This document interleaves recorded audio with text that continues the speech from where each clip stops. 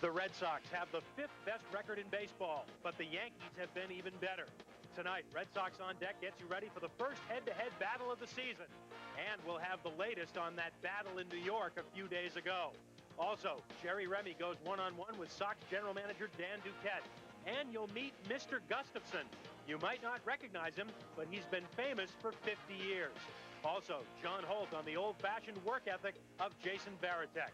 It's an old-fashioned rivalry weekend starting right now with Red Sox on Deck.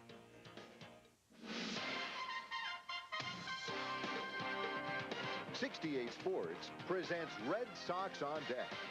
Brought to you by New England Ford. See your New England Ford dealer today. By Dunkin' Donuts. Something fresh is always brewing here. By the Bay Tower, Boston's most romantic restaurant. And by the new Dodge. See the friendly Dodge dealer near you. Now from the '68 Sports Studios, here's your host, Doug Brown. Good evening to you, and thanks so much for joining us. Welcome. It's finally here, the first series of the year between the New York Yankees and the Boston Red Sox. I'm Doug Brown. Glad to have you along. We will have 2 of the 3 games for you this weekend. Tonight, the pitching matchup features Red Sox knuckleballer Tim Wakefield, who's won 5 in a row, and 25-year-old right-hander Ramiro Mendoza. Sean McDonough and Jerry Remy will have the call from Fenway Park at the top of the hour. Well, if it isn't one thing, it's another. The Red Sox have injuries. The Yankees have suspensions. Sean and Jerry will have the latest on the most recent Red Sox to get dinged up, Mark Lemke and Damon Buford, a little bit later on in our broadcast. And as for those Yankee suspensions, well, they came from Tuesday night's brawl with the Orioles down in New York. But there's been a new twist today. The Yankees are now appealing the suspensions of Darryl Strawberry, Graham Lloyd, and Jeff Nelson. Nelson's suspension wouldn't have started until Monday, but the appeal does allow Darryl Strawberry and Graham Lloyd to play in this series this weekend, at least until American League President Gene Budig schedules a hearing, which could be as early as Sunday. Strawberry has already served 2 of his 3-game suspension. He is in the lineup tonight. Lloyd would have started his suspension tomorrow. Well, already this week, the Yankees have had a full-scale brawl. They've swept 3 games against the Orioles, and they've had a perfect game. But the big baseball news in New York tonight comes from the New York Mets. In case you haven't heard it yet, Mike Piazza is on the move again. He spent just 5 games with the Florida Marlins, but as expected, he now goes again. Another trade, this time to the New York Mets, in exchange for Preston Wilson, a promising young outfielder who made his Major League debut just a couple of weeks ago. A great left-handed prospect, pitching prospect, Ed Yarnall, who is 7-0 in Double-A with Binghamton right now, and also a player to be named later. By the way, the 5 games that Mike Piazza spent with the Florida Marlins will cost the team a grand total of $300,000 and change. Well, John Holt is coming up next with Close Up, but first, a look at today's baseball birthdays. And they are brought to you, as always, by the Bay Tower, Boston's most romantic restaurant. And among those on the list, Walt Riniak and Vaughn Eshelman, familiar to Red Sox fans. We'll be back. Don't go away.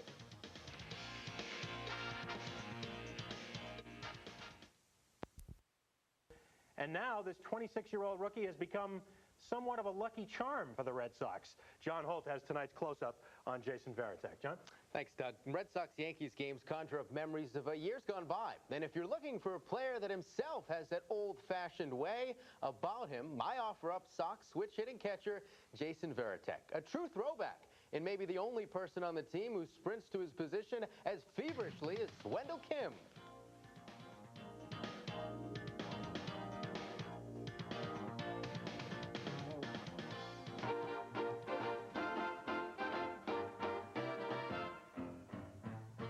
The old style. I think that, it's just the way I grew up. I have a lot to take from my parents.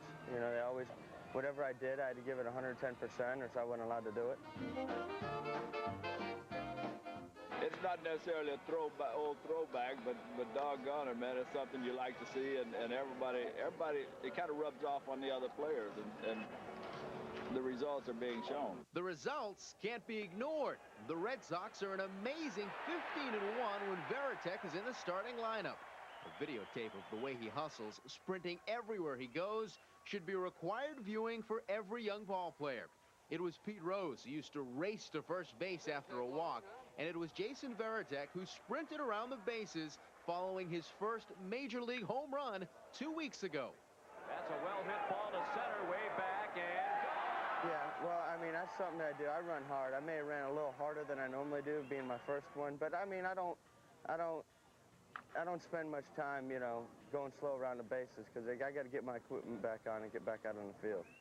Jason may be the only Sox player who has to suit up before each and every inning, but his businesslike demeanor on the diamond goes far beyond his position's dress code.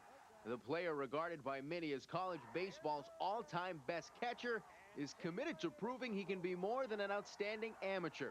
Committed to proving that the word professional describes him to a T. He doesn't just hustle and work hard. He works smart. He does a good job of learning the other hitters on the other ball clubs and learning how to get to a point where we can get those hitters out. And he's done a good job of learning each and every hitter on the other teams, and that's helping our pitching staff tremendously. I think sometimes if you're going through a lull, or, you know, the team's maybe not doing real well, maybe it'll help turn some heads. And maybe it'll help, you know, guys kick it up a notch, because, you know, probably the most grueling position to play is catch, and they see a catcher hustle, maybe it'll rub off on somebody.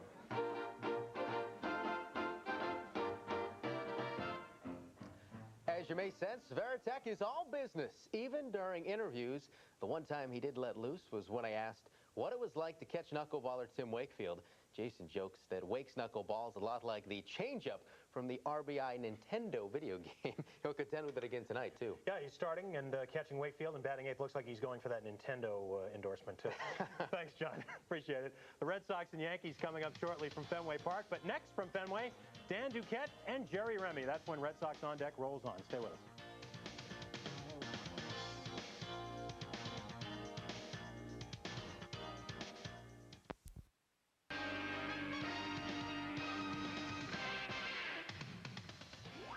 The league leaders are brought to you by the New England Ford dealers. See your New England Ford dealer today. Well, what do you know? The four pitchers with the longest active winning streaks in the American League all pitch for these two teams.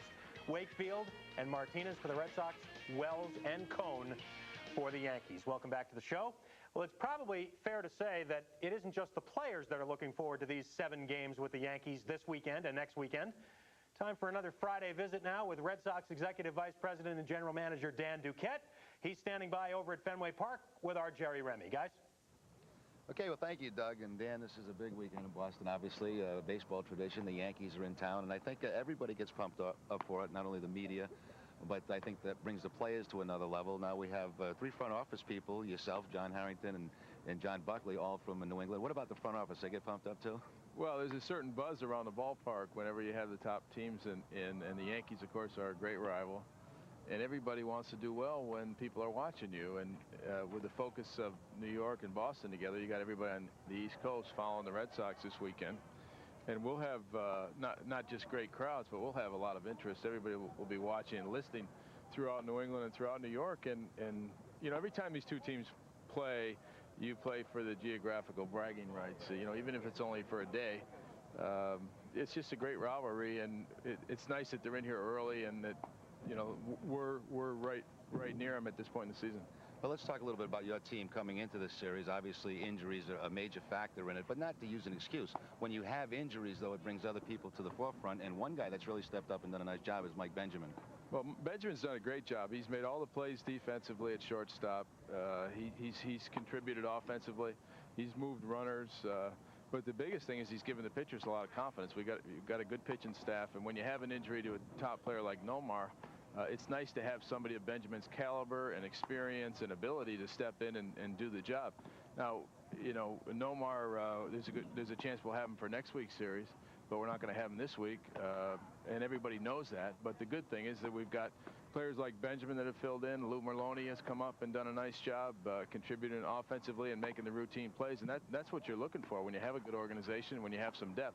Those people need to come up and help you. Speaking of Maloney, I think maybe you learned something from this, that you should draft all New England kids, and as soon as you sign them, change their name to Lou. Well, he's very popular, and I love to hear the Lou when it comes out at the ballpark because the fans are interested. You know, they want to see the kid do well. But he came up with a big hit. Of course, he had the 3-run home run last Friday. And then he came up with a big hit against the White Sox to break the game open. So he's shown already that he can contribute, and he contributed in those 2 wins with his bat. He made a good defensive play last weekend against the Royals, and he made the routine plays playing second base, which again, that's what you need when you have your reserve step in. Let's talk about one of the real bright spots, and that's the closer in Tom Gordon. This was a move that started last season, putting him out in the bullpen after being a starting pitcher. How did this come about? Well, Gordon's been terrific. He's probably the best reliever so far in the league this year. When we originally signed Gordon, we had in mind that towards the end of the contract, he might be a closer for us because he started as a reliever. He got the great curveball, and we thought if he concentrated on getting that breaking ball over and throwing a fastball, that with 2 pitches, he'd be a more powerful pitcher. But last year, we had it under consideration, but we wanted him to get the 3rd year in his contract. He did that, and then after that, Jimmy Williams and Joe moved him to the closer role, and he's been great. They've limited him to 2 pitches. He comes in, he throws strike 1, he's ahead of the hitter. He can get that curveball over. His fastball's a little bit harder. And when you have somebody like that to come in and close out the game, it just gives the team a lot of confidence. Dan, one last question. Last night, John Valentin, a big award for the organization. Tell us a little bit about that. Well, Val has done a lot of work, as you know, with the Jimmy Fund. And we have a special ceremony tonight where we're going to introduce the original Jimmy, who the Jimmy Fund's named after. But John's done a lot of work behind the scenes with the Jimmy Fund, and he was recognized by the Boston JCs, the Junior Chamber of Commerce, as one of their 10 outstanding young leaders. He made a very moving speech last night, and he was recognized for his leadership ability, his excellence, but also contributing to the community. And I thought he was a real fine representative for the Red Sox. Carl Yastrzemski's gotten that award in the past. Jimmy Rice, and in '96, they honored me as one of their leaders. But it was great for the organization. John did a great job, and we were real proud of him and the work that he does for the Jimmy Fund. Dan, thanks for your time. We'll talk to you next week from the Big Apple. Okay. Doug, back to you. All right, Jimmy. Not Jimmy, but Jerry. Thanks, Jerry and Dan. Speaking of the Jimmy Fund, Dan Duquette just spoke about it a moment ago. Have you ever wondered who's Jimmy? We'll go back out to Fenway for a special pregame ceremony after a quick timeout. Don't go away.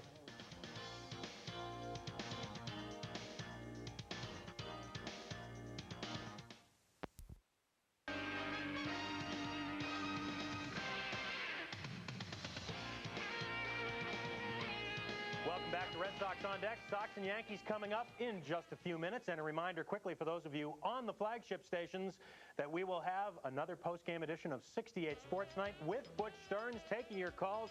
All the baseball news of the day. Of course, more on tonight's game and more on the trade of Mike Piazza as well.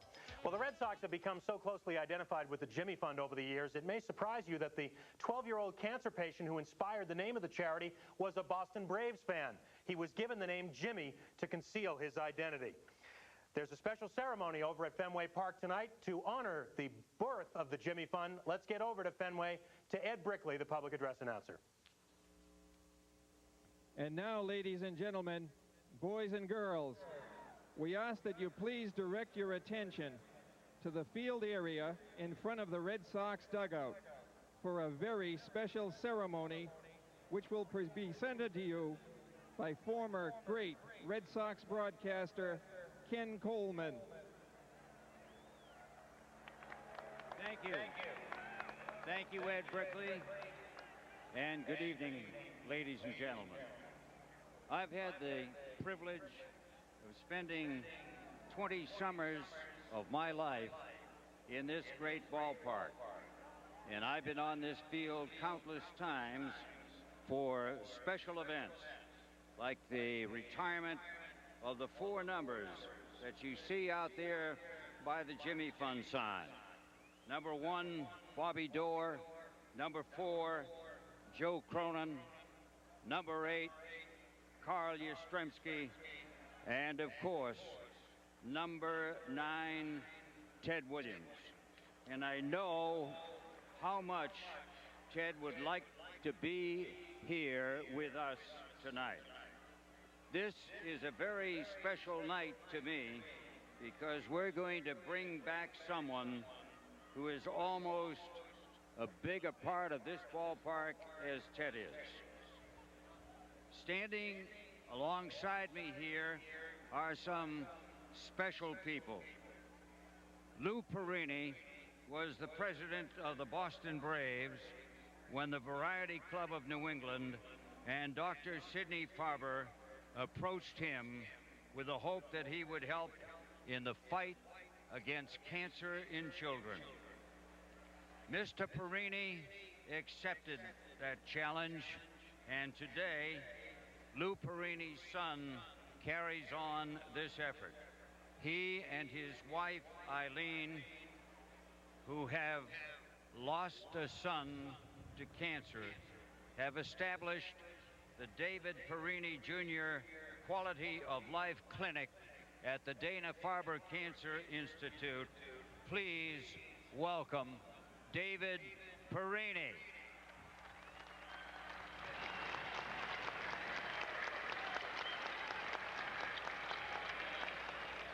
The Jimmy Fund requires a leader, and they had a great one in the late William S. Coster, now at the helm, doing superb work, the former Red Sox second baseman, the executive director of the Jimmy Fund, Mike Andrews.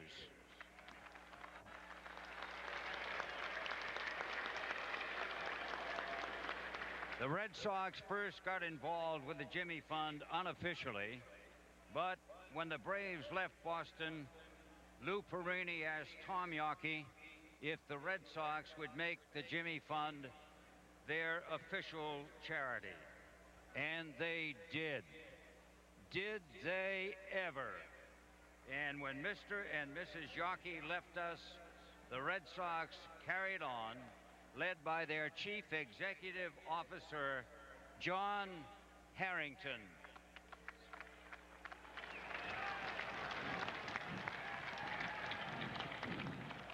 And we have some other very special folks that you will meet shortly. 50 years ago, this very night, the 22nd of May, 1948, the Jimmy Fund was born. On his Truth the Consequences radio program, Ralph Edwards interviewed a young cancer patient they called Jimmy. Ralph in California, Jimmy at Children's Hospital, about a mile up the street from where we are right now. Jimmy was 12 years old. Here is an excerpt from that broadcast. Now, by the magic of radio, we're going to span the breadth of the United States and take you right up to the bedside of Jimmy in one of America's great cities, Boston, Massachusetts, and into one of America's great hospitals, the Children's Hospital in Boston, whose staff is doing such an outstanding job of cancer research for the cause of not only Boston children, but children in every city in the world. Up to now, Jimmy has not heard us. And now we tune in a speaker in his room in the hospital. All right, engineers, Johnny Pollock here, and in Boston, give us Jimmy, please. Hello, Jimmy. Hi. Hi, Jimmy. This is Ralph Edwards of the Truth or Consequences radio program. Well, I heard you like baseball. Is that right? Yes, that's my favorite sport. It's your favorite sport. Who do you think is going to win the pennant this year? The Boston Braves, I hope. Who is the catcher? Phil Macy. That's right, Phil Macy, a member of the National League All-Star team for several seasons. Have you ever met Phil Macy? No. Hi, Jimmy. My name is Phil Macy. Well, who's that, Jimmy? Phil Macy. Where is he? In my room. Well, what do you know? Right there in your hospital room. Yeah, that's Phil Macy from Berwyn, Illinois. Who's the best home run hitter on the team, Jimmy? Jeff Heath. Yeah. Thanks, Jimmy. I bet you can sock him, too. Who's that, Jimmy? Jeff Heath. Yeah. Right in your room there? Yes. Oh, yes, that's Jeff Heath. He's second only to Ted Williams last year in home runs. He's from Seattle, Washington. All of us ball players have really looked forward to meeting you tonight, Jimmy, and we'd like to present you with some T-shirts with pictures and autographs of some of the ball players on the Boston Braves. And, Jimmy, there's an added surprise. A regulation Boston Braves uniform tailored to your size and a fielder's mitt autographed by yours truly. Isn't that? And doggone it, we're going to win tomorrow's game for you, Jimmy. Aren't we, fellas? Take me out to the ball game. Take me out with the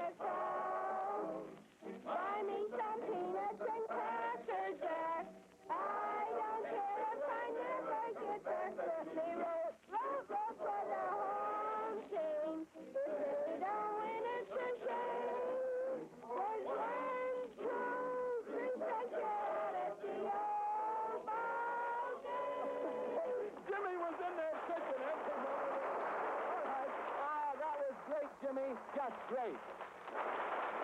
Thank you very, very much, Mr. Edwards. Well, thank you very much, Jimmy. So long. For many years after, there were conflicting stories about whether Jimmy was alive. It was rare when children survived cancer in 1948. But Jimmy did. And as Dan Shaughnessy so eloquently put it in his story last Sunday, our Jimmy, who is a truck driver with his own business, a week ago hauled 43,000 pounds of cheese from Allentown, Pennsylvania to Ayer, Massachusetts. And now he is delivering hope to millions of people. Ladies and gentlemen, please welcome 62-year-old Carl Einar Gustafson, known to all of us as Jimmy.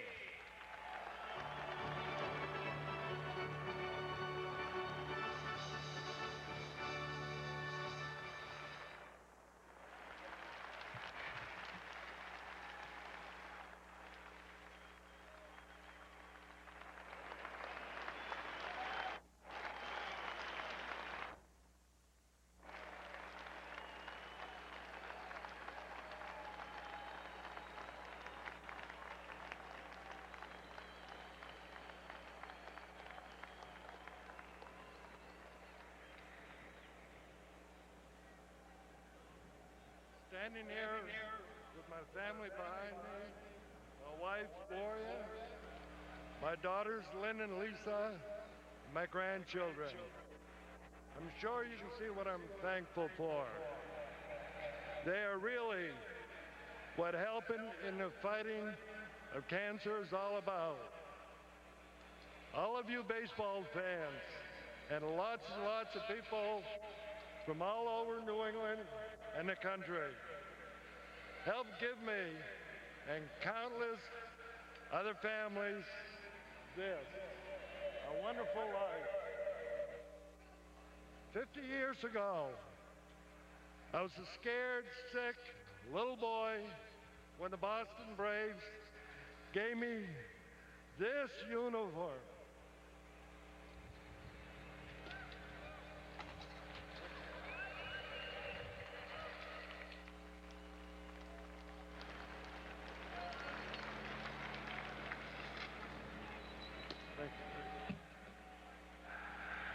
To me, this is the start of getting better. I've been finding out this week that to everyone at Dana-Farber, this uniform really symbolizes the very beginning of the war against cancer.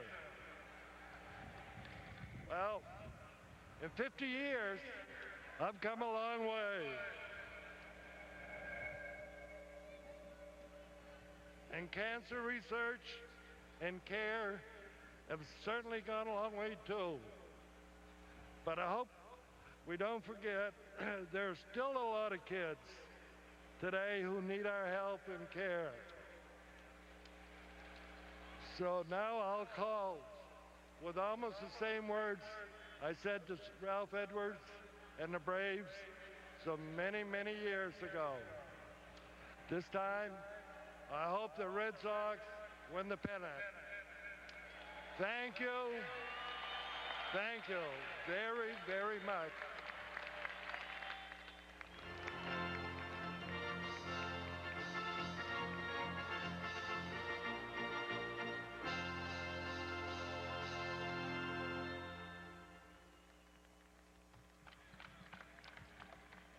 Thank you, Jimmy. We've come a long way, but we still have a long way to go as we stand on the brink of new discoveries that could wipe out this terrible disease that affects all of us. The Red Sox are following in the spirit of the Boston Braves.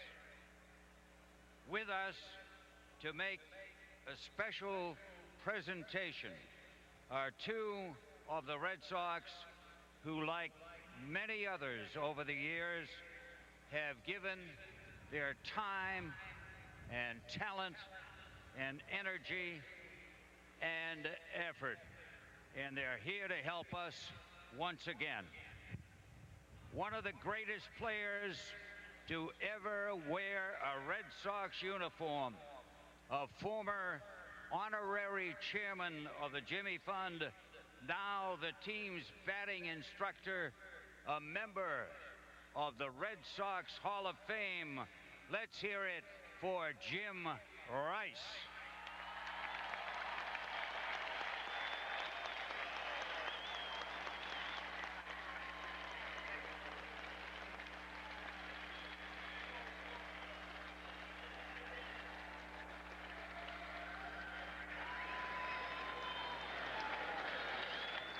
And this next player has dedicated himself to the cause. Not only does he frequently visit patients at the Jimmy Fund Clinic, he gets to know them, even traveling to their homes to help raise their spirits. John Valentin.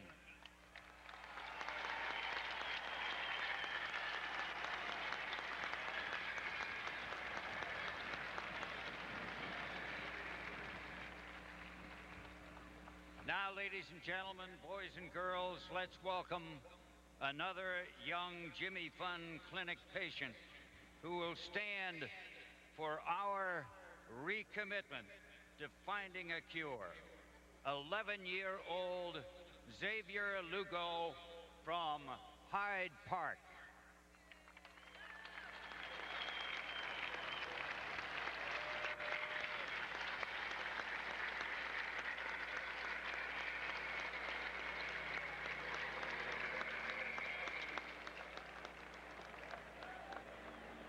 Now the jersey that Xavier's getting here from Jim and John is a gift from the Red Sox, and it symbolizes the hope for the future and the Red Sox and the Jimmy Fund's commitment to finding a cure. And you can tell by the size of that uniform shirt that the Red Sox have plans for Xavier to grow into it. All right.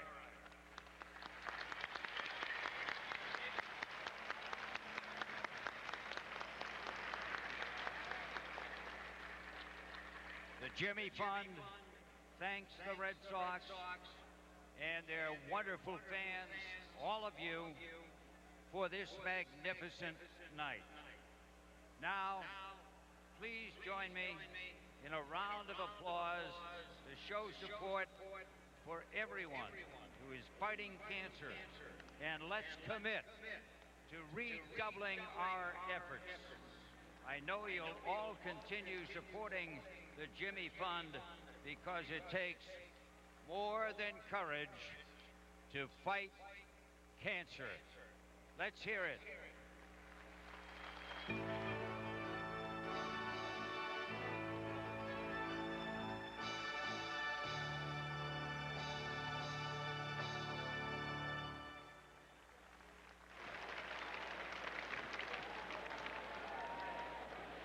Well, there is hardly a family anywhere that isn't affected by the battle against cancer, and a terrific ceremony over at Fenway Park this evening, and a terrific story indeed. 62-year-old Carl Einar Gustafson, again, that Ralph Edwards radio broadcast 50 years ago tonight, the birth of the Jimmy Fund, and the battle continues.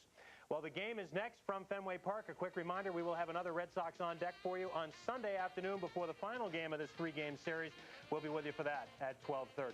But Sean and Jerry are next from Fenway Park with the starting lineups. Don't go away. We'll be right back.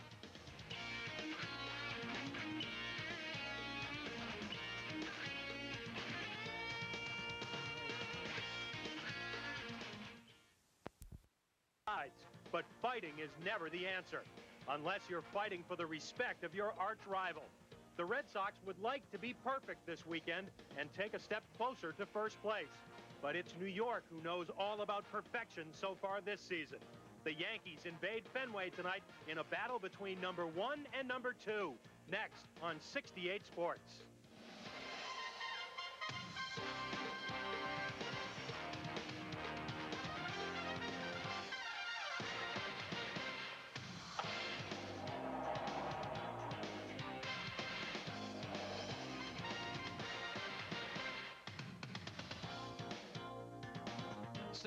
Sports presents Boston Red Sox baseball tonight from Fenway Park, the long-awaited first meeting of the season between the Red Sox and the New York Yankees. Hello, everyone, and welcome. I'm Sean McDonough, along with Jerry Remy. It's great to have you with us. This series certainly is the talk of the town. The Yankees off to the best start in all of Major League Baseball. As a matter of fact, at 31-9, they're off to the second-best start in Major League Baseball in the last 50 years, surpassed only by the Tigers in 1984. But the Red Sox are hanging in there 5 games behind, with 3 games to be played between these two teams this weekend. Jerry, when you look at this Yankee team, hard to find any weaknesses. Oh, really? They've won games all kind of ways with the offense, with the defense, and, of course, great pitching. And I think, Sean, this is a team that's going to get better as the season goes on. They've got some guys offensively, Knobloch, Bernie Williams, O'Neill, that have not yet hit their stride. So it's going to be dangerous, especially offensively. It should be a good matchup for the Red Sox. They got a tough schedule coming up, and they always say you got to beat up on the bad teams and hold your own against the good teams. Well, this is a good team in town this weekend. And the Red Sox will be playing them without Damon Buford. He was placed on the disabled list today with a knee injury. Trot Nixon has been called up from Pawtucket to take his place in the roster. We'll have the first pitch of tonight's game from Fenway Park in just a moment, but first, back to our 68 Sports studios. Here's Doug. All right, Sean and Jerry, thanks so much. Well, it's been a long time coming, hasn't it? The first meeting of this season between the Yankees and the Red Sox. It's game 45 for the Sox of this season, but they're first against the Yankees. They're first against any Eastern Division club this season. Tonight's starting pitchers are brought to you by your New England Ford dealers. See your New England Ford dealer today. It'll be Tim Wakefield going for the Sox, and he has been on fire. He has won 5 straight starts. He's been outstanding. Ramiro Mendoza, who's actually worked in relief a couple of times this year for the Yankees, making his 8th start, carrying a 3-1 record into tonight. Sean and Jerry have the lineups coming up from Fenway. Enjoy it.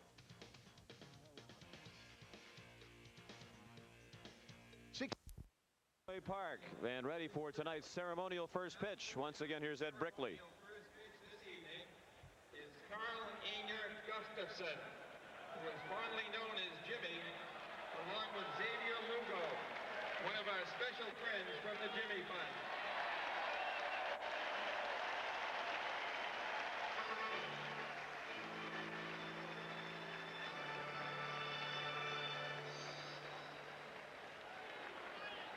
And if you're just tuning in, you missed a very touching pregame ceremony involving Mr. Gustafson.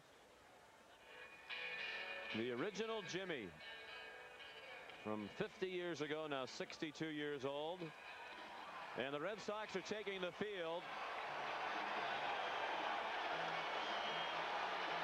Tremendous atmosphere in the ballpark tonight. Obviously, big anticipation for this series. Usually, for these 7 o'clock starts around game time, there are a lot of empty seats. The people take their time strolling into the ballpark. But tonight, most of the folks are here and ready for the first pitch as the Red Sox and Yankees meet for the first time this season. Starting lineups are brought to you by your friendly New England Dodge dealers. The more things change, the more things look like the new Dodge.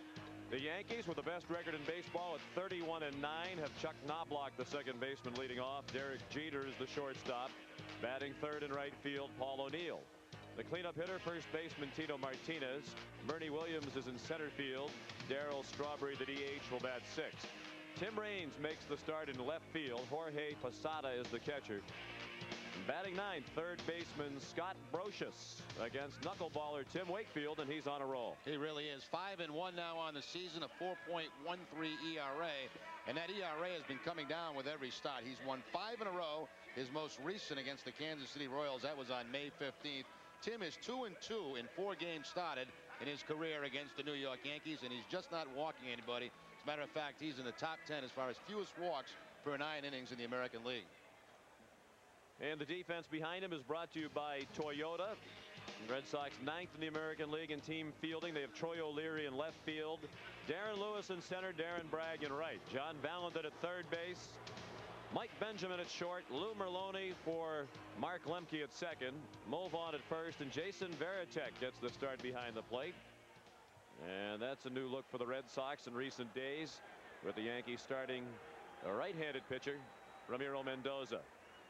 This series is underway. Wakefield's knuckleball in for strike one to Chuck Knobloch. Knobloch, with his average well below where you would expect it to be in his first year with the Yankees, batting .256.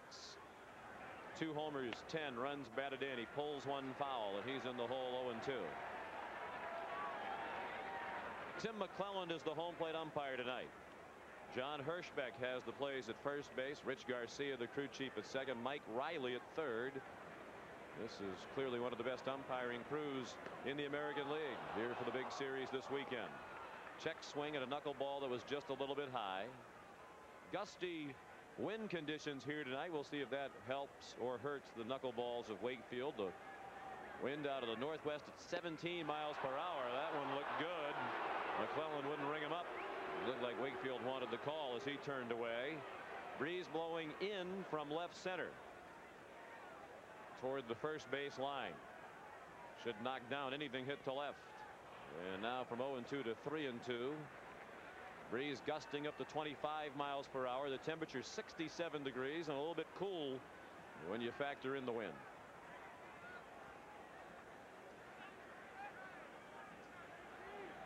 Now the 3-2. Slapped down the right field line, and that is a foul ball, and not by much.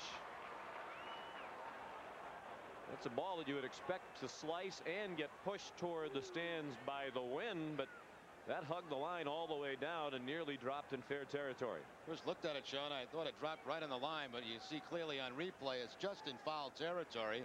But the ball should go pretty good tonight out toward right field the way that wind's blowing.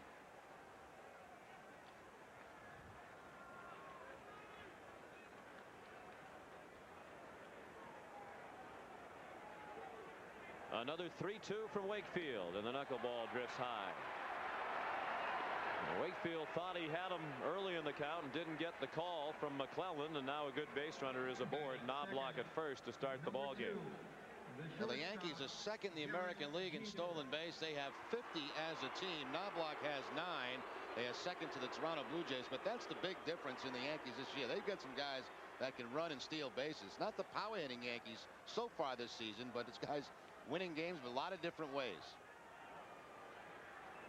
Knobloch runs on the first pitch. The throw from Varitek, a good one, and Knobloch is out by a mile. What a throw by Varitek.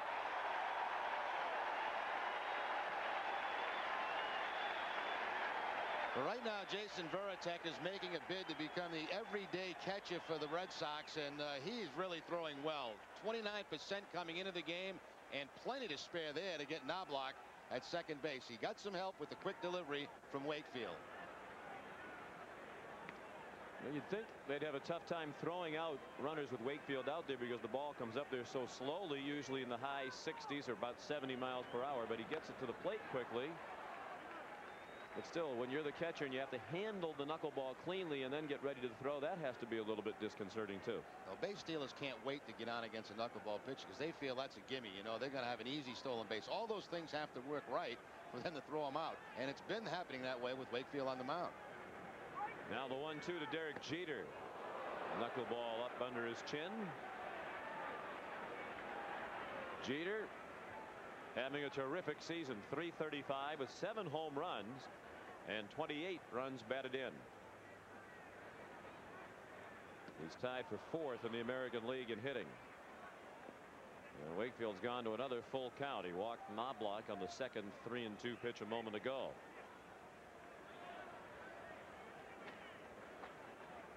Jeter had a 15-game hitting streak snapped last night in the Yankees win against Baltimore at Yankee Stadium, and he was 0 for 3 with a walk.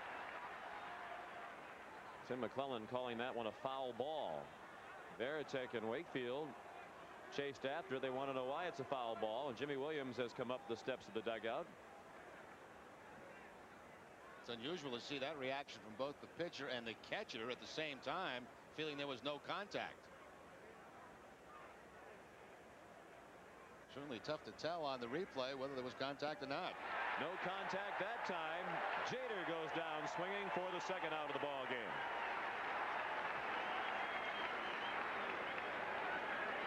Wakefield's been getting 5-6 strikeouts a ball game, especially in his last 5 starts. And strikes out Jeter there for the second out of the first inning. A little electricity in the ballpark tonight, huh? As there usually is when the Yankees are here, but as has been noted in recent days and many articles leading up to this series, it's been rare in recent years that both teams have been good in the same year. Some years the Yankees have been good and the Red Sox have not, and vice versa. But this year both teams off to a terrific start. The rivalry, one of the greatest in all of sports, is that much better when both have a contending ball club. Paul O'Neill up there with a count of 2-0 now. 314 the average for O'Neill. Just 3 homers, 29 runs batted in.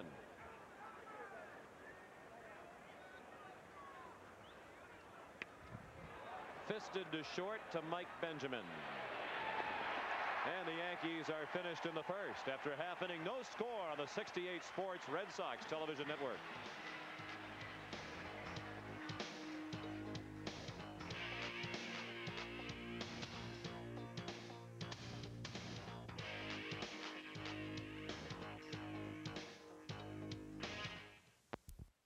Here is their starting lineup tonight. Darren Lewis is in center field. Darren Bragg bats second in right field. Mo Vaughn, the first baseman, hits third. Jim Leyritz makes a start against a right-handed pitcher as the cleanup hitter in DH. Troy O'Leary in left. John Valentin, the third baseman. Mike Benjamin once again the starting shortstop. Jason Varitek gets the call behind the plate. And Lou Merlone, the second baseman, bats ninth against Ramiro Mendoza. Red Sox facing a hot pitcher in Mendoza. 3 straight wins for him, and in those 3 wins he's only allowed 2 earned runs. You see the record of 3-1, 3.49 ERA. Also very good control. 11 walks on the season, 15 strikeouts. Pretty much a sinker, curveball, changeup pitcher, and he is 1-1 in his career against the Red Sox. The defense behind him is Tim Raines in left field, Bernie Williams in center, and Paul O'Neill in right. Scott Brocious, Derek Jeter, Chuck Knobloch, and Tino Martinez from third to first. And Jorge Posada behind the plate. The Yankees 6th in the American League in team fielding, having made 29 errors in 40 games. Darren Lewis takes strike 1 from Mendoza. Darren's hitting .277, 2 homers and 13 runs batted in. There is no score as the Red Sox bat in the bottom of the first. Pulled foul. 0-2.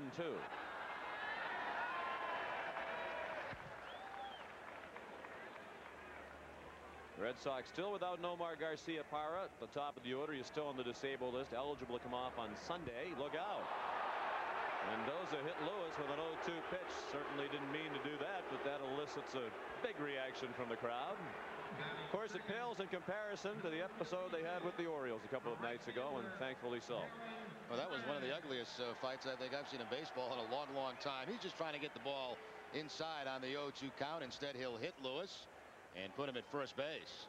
Boy, that brawl at Yankee Stadium just tumbled right into that third base dugout. Unbelievable. Many of the participants said it was the ugliest brawl that they had ever seen in baseball. Bragg slaps one past Brocious. A base hit for Darren Bragg on the first pitch he saw. Brocious was in on the edge of the grass, and Bragg ripped it right by him, and there are 2 men on for Mo Vaughn. Big hard ground ball by Darren Bragg. You see that ball tailing down and away from the left hand, and he just slaps it right by Scott Brocious for the base hit. So the Red Sox off quickly here in the first inning. This crowd is into it tonight. Tremendous roar as Mo Vaughn is introduced. Hitting .324 with a team high 12 homers and 29 runs batted in.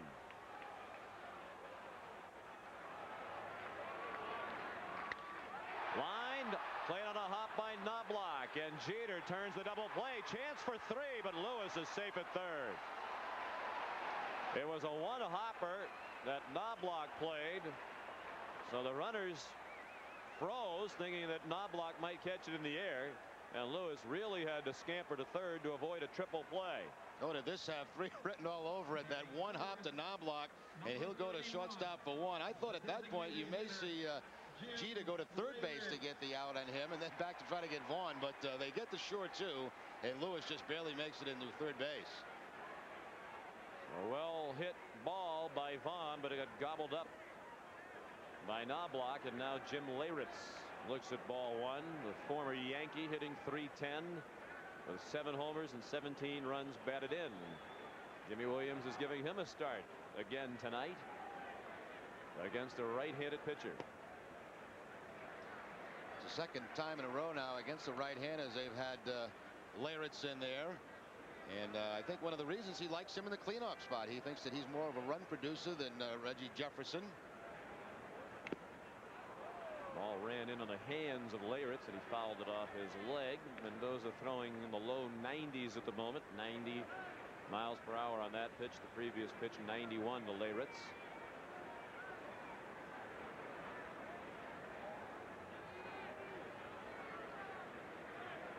No score in the bottom of the first. Leyritz takes a very close pitch for ball 3. Should he reach, Troy O'Leary would hit next.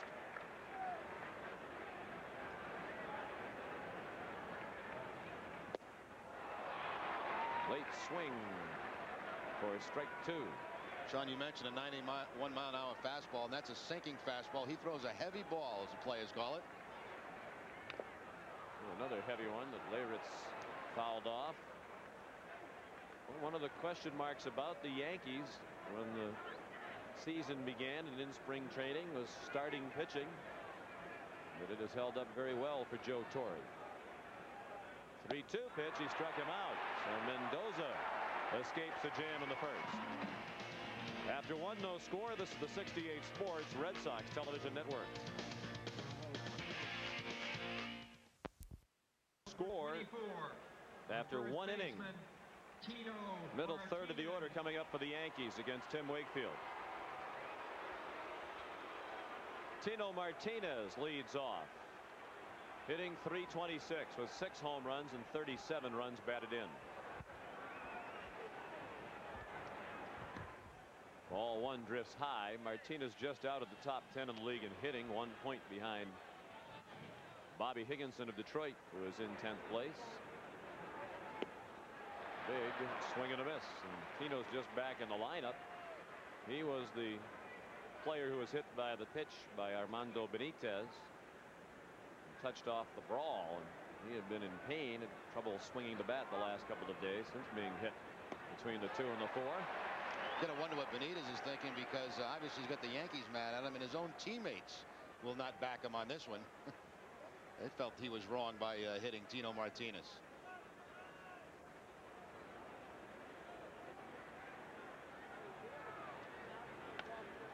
Hold foul. And a nice catch made by the member of the ground crew down the right field line.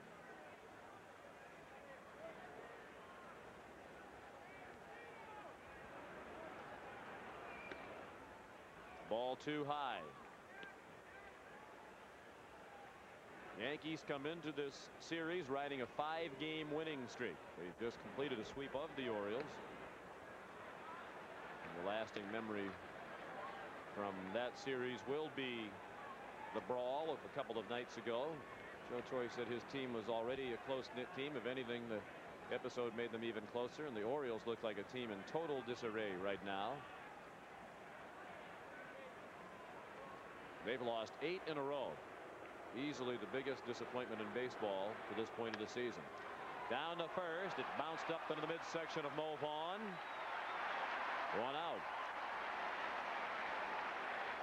Well, if you missed it, here's a look at some of the video. Obviously, we could not show you the entire escapade. It went on for more than 10 minutes, but that was right after a home run. Benitez waves his arms to the Yankees, inviting them to come. That's Graham Lloyd, who came out of the bullpen and wasn't reminiscent of Muhammad Ali and Joe Frazier. And there's a sucker punch thrown by Darryl Strawberry. As Jerry mentioned, it wound up in the dugouts. Eddie Murray, now an Oriole coach, involved in that part of it. It was a wild and very ugly scene. And Strawberry had his first 2 games. He's sat him out yesterday and the day before, but he's back in the lineup tonight, appealing the suspension so he can play in the 3 games here at Fenway over the weekend. Well, you shouldn't really be allowed to do that, should you? If you start serving the suspension, that would seem to me to be an admission of guilt and that you're accepting the punishment. How can you start to serve some of the sentence and then decide I'm not going to do this anymore? I mean, it really is kind of crazy. Either appeal it right away or you play and get it over with. Bernie Williams, a bounce at a third. Valentin to Vaughn for the out. 2 down in the second.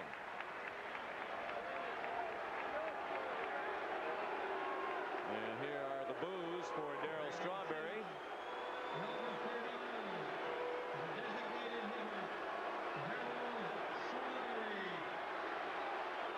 Well, that would seem to me to be a loophole in the rules that they ought to close up. I mean, that's really stupid that he could start to serve a suspension and then midstream change his mind. And they've got 2 other pitchers also that are appealing, Graham Lloyd and Nelson. 0-2 the count on Strawberry. Off to a solid start at 272 with 7 homers and 19 runs batted in. Crowd would really like to see him whiff. Instead, it's a weak pop-up. Valentin charging hard. He makes the running catch. A 1-2-3 inning for Wakefield. After an inning and a half, no score. Back after these words from your local stations along the 68 Sports Red Sox television network. Satellite here at Fenway, no score after an inning and a half. League leaders brought to you by Mazda. Experienced cars and trucks built with a passion for the road. Of course, we have the last 2 American League rookies of the year on these 2 teams, Nomar Garciaparra and Derek Jeter. So we thought we'd check rookie batting in the majors this year. Ben Grieve and Bobby Smith of Tampa Bay sharing the major league lead at 326. Garciaparra hit 306, was the rookie batting leader last year. Another spinner foul, and Troy O'Leary's in the hole 0-2. Derek Jeter hit 314 his rookie season of 1996. No score after an inning and a half. One thing that jumped out at me, Jerry, around the batting cage tonight is how much taller Derek Jeter is when you are standing next to him than he appears to be when you see him in uniform out on the field. Pulled down to first. Martinez plays it himself. 1 out. You know, a lot of big shortstops now, and there's some very good shortstops. Rodriguez at Seattle, Jeter, they're much bigger than you think they are. And Jeter's got stronger, too, since he's been in the big leagues. Don Zimmer was saying before the game today that, he's got some pop in his bat now. He's got 7 home runs, tied for the team lead on the Yankees, and said every year he gets stronger and stronger, becomes a better hitter and a better player. He's 6'3", which I never realized. John Valentin, the batter. He hits it in the air to center. That breeze really pushing it over toward right center. And Bernie Williams has it. 1 pitch, and Valentin is retired. He went to the plate batting .237. That should be a good lesson for the outfielders and infielders tonight. That ball really got a push by the wind. It started out towards center field, and Bernie Williams had to go almost to right field to make the catch. Mike Benjamin. 2 quick outs. Here's Mike Benjamin. He showed bunt and took a fastball for a strike. Benjamin has played very solidly in the absence of Nomar Garciaparra. Mike's hitting .313 with 6 runs batted in.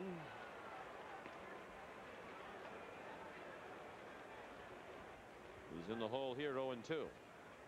Nomar Garciaparra will not be ready to go when his stint on the disabled list is scheduled to end on Sunday. The Red Sox hope they'll be ready for the series next weekend in New York, where the Red Sox travel to Yankee Stadium. He will not appear in the series against Toronto here at Fenway to start next week.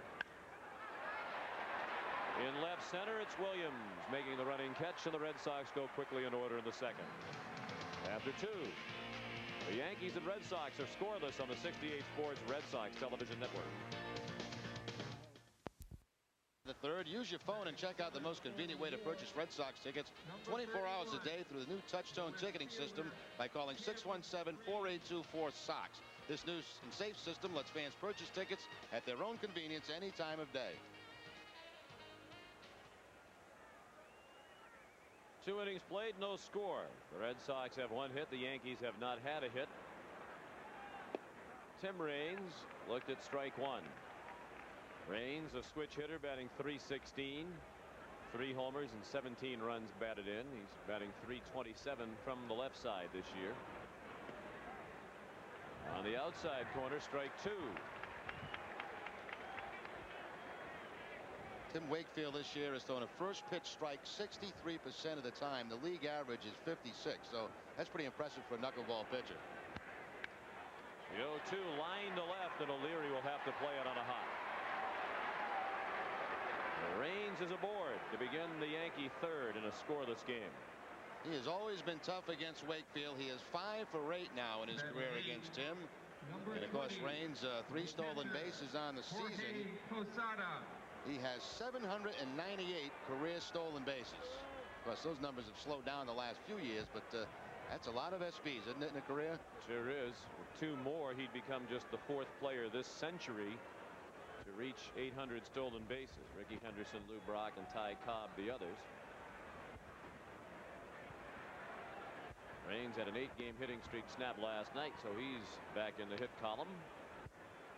And the batter is the catcher, Jorge Posada, batting .279 with 5 homers and 15 runs batted in. A strike, evening the count at 1-1.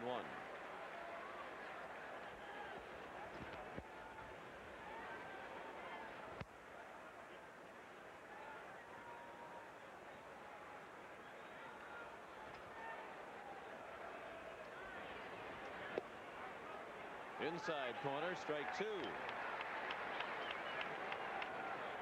Yankees won the season series last year between these 2 teams 8-4.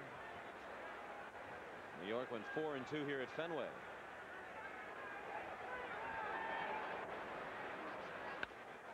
Bounce to second, a double play ball. Maloney to Benjamin the ball.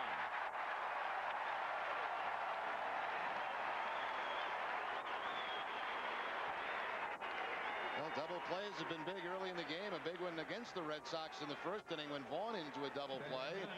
And now the Red Sox quickly eliminate a couple of base runners with the 4-6-3. Tailor-made here. Nice underhand flip by Maloney. Benjamin coming across the back and getting rid of it before Raines gets there and picks up the deuce. Scott Brocious pops it up right by second base. Benjamin battling the breeze, makes the catch. Another easy inning for Wakefield. No score after 2.5 innings on the 68 Sports Red Sox television network.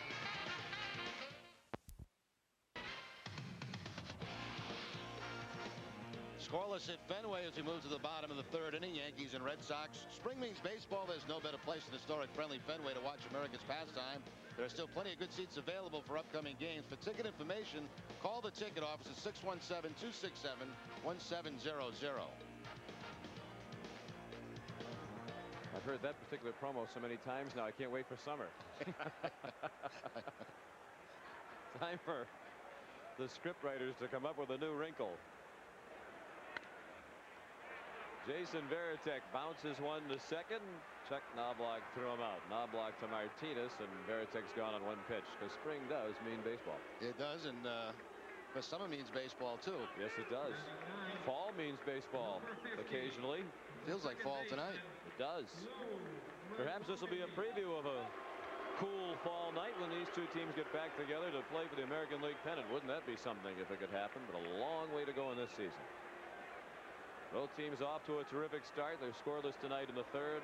Ramiro Mendoza to Lou Merlone, bangs 1 foul off third. Nice play. Boy, even the fielding along the lines and foul ground is sharp from the attendants.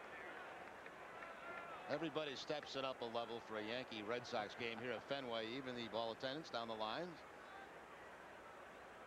Maloney getting the start at second base again tonight. You chatted with Mark Lemke before the game. He's still a little woozy. Yeah, he is. He's feeling much better than he did a couple of days ago. Matter of fact, he was working out here yesterday at Fenway, but I asked him what do you think, a couple more days, and couldn't get an answer from him.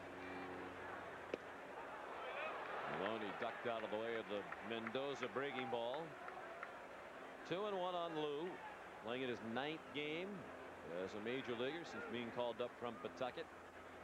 6 for 21, including a homer in his first Fenway at bat. He bounced one down to Brocious, across to Martinez, 2 outs. Well, you've seen a lot of hitters swing at that first pitch, and the reason is because Mendoza throws strikes. He's been doing it all season long. He tries to get that first pitch sinker over the plate, get a ground ball, keep his infielders busy, and it's been working out that way so far tonight. Top of the order, and Darren Lewis, who was hit by an 0-2 pitch in the first. Fouled one off his foot this time. Only serious threat in the game was in the Boston first, and Lewis was hit by a pitch. Bragg followed with a single, but then Mo Vaughn hit a sharp one-hopper to second that wound up as a double play, and Mendoza wound up escaping the inning as Lewis was stranded at third when Leyritz struck out. The game has been dominated by Mendoza and Wakefield to this point. 1-1 the count on Lewis.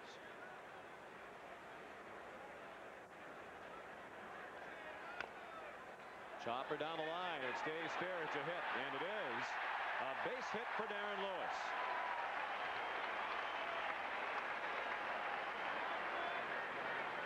Lewis has been in a bit of a struggle recently. Only 6 for his last 33. Of course, he was hit by the pitch to start the ball game off, and this is the kind of hit that a lot of times will get you out of a slump. A swinging bunt right down that third baseline. They're going to let it go because they have no chance of getting Lewis, and they just hope that it rolls foul, but it'll stay right on that grass. Lewis certainly a threat to run. Darren Bragg, the batter. Mendoza shortened his delivery and shortened the distance that he threw the ball as well. He bounced one in front of the plate. Posada blocked it well.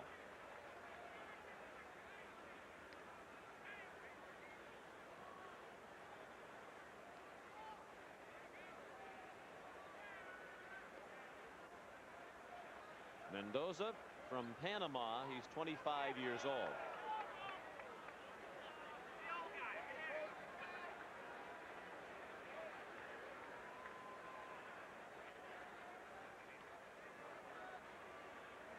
And he throws to first. Lewis a little bit slow turning back to the bag. Darren has 5 stolen bases. He's been thrown out 4 times trying to steal. Bragg singled past the drawn in third baseman Brocious in the first. One of 2 Red Sox hits, the other the infield single by Lewis. High chopper to Martinez. He shovels to Mendoza for the out that ends the inning. After 3, no score. This is the 68 Sports Red Sox Television Network. Night here at Fenway, just a little bit on the cool side, but certainly not uncomfortably so. Great atmosphere for the Red Sox and the Yankees, and no score as we head to the 4th. Tim Wakefield's faced the minimum 9 batters through 3 innings.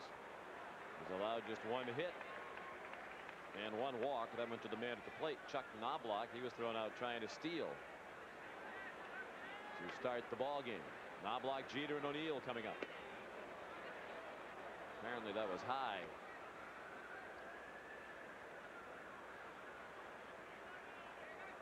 Wakefield with some interesting comments the other day, downplaying the significance of this series. Basically saying they're the Yankees, so what? It's just another series. I think what happens, Sean, with the players is they get tired of hearing about it because it starts about a week before New York gets to town, and that's all they want to talk about when you still got 2 or 3 games to play before they get here. But I think you can't help but get caught up in it when you take the field because it's a different crowd. Benjamin charges and throws Knobloch out. Well, if you're watching us on the flagship station, here's a program reminder. Be sure to tune in every weeknight at 10 for Sports Night with your host Butch Stearns, only on Channel 68. Number 2, the shortstop, Derek Jeter. And that makes sense because if it was on another station, it probably wouldn't be 68 Sports Night. That's correct. Derek Jeter struck out swinging in the first. A 1-hopper to short. Benjamin's been a busy man. 2 outs. Getting back to that point about, building up a series, it's funny when you take the field here at Fenway in a Yankee Red Sox game, especially if both teams are doing well. It sounds like no other game throughout the whole season. You could put 35,000 people in here against Chicago, and it sounds different than when the Yankees are here. No question. Fans much more into it. And it starts as soon as the gates open. During batting practice tonight, an hour and a half before the first pitch, as soon as the gates opened, there was a stream of fans coming through. Many of them Yankee fans right down by the dugout, hollering out at the Yankee players as they were taking batting practice. Paul O'Neill, the foul ball for strike one. O'Neill grounded out his first time up.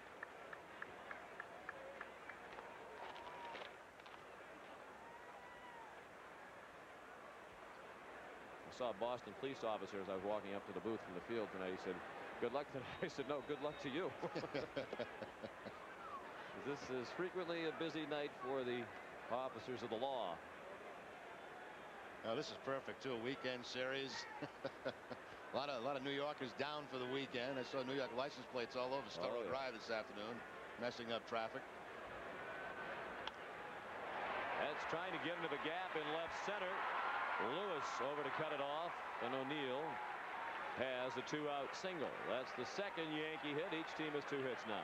What's interesting too, Sean, is at Fenway, these Yankee games will always sell out. They buy their tickets in the offseason for the Yankees to come in. It's not the same in New York. I mean, it's not the same rivalry to those folks. Anybody who is close to the Yankees in the standing is a rival. And, if both teams are playing well, then they'll fill up Yankee Stadium too. But Yankees bring a lot of fans here to Fenway. Not the case when you go to Yankee Stadium.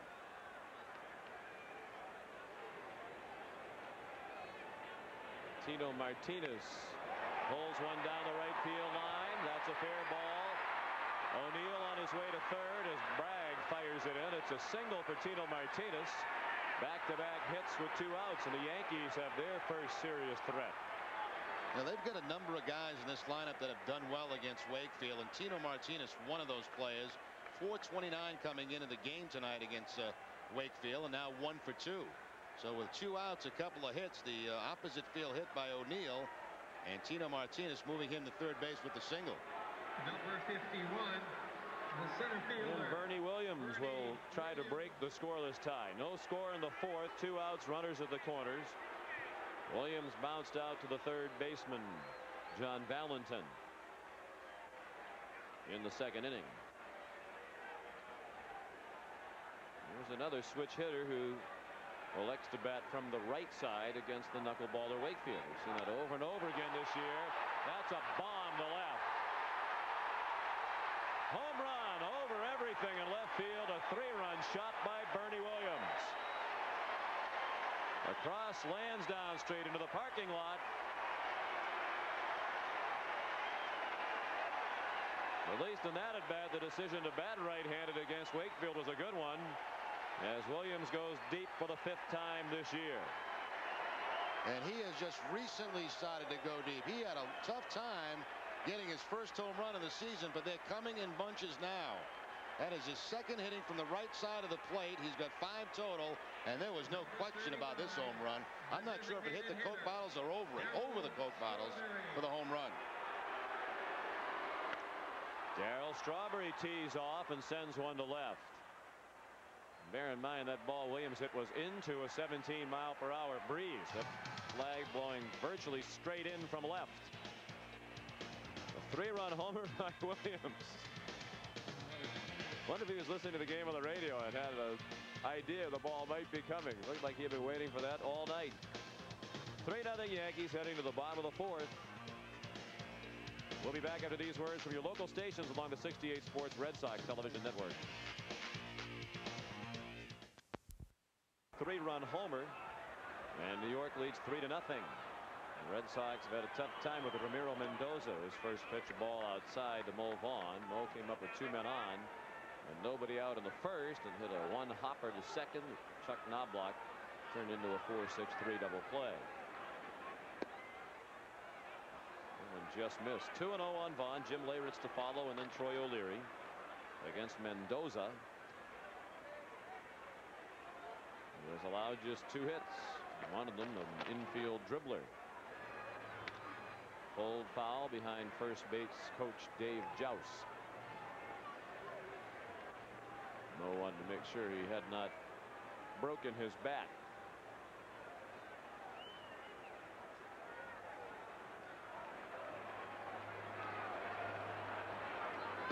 Ball 3.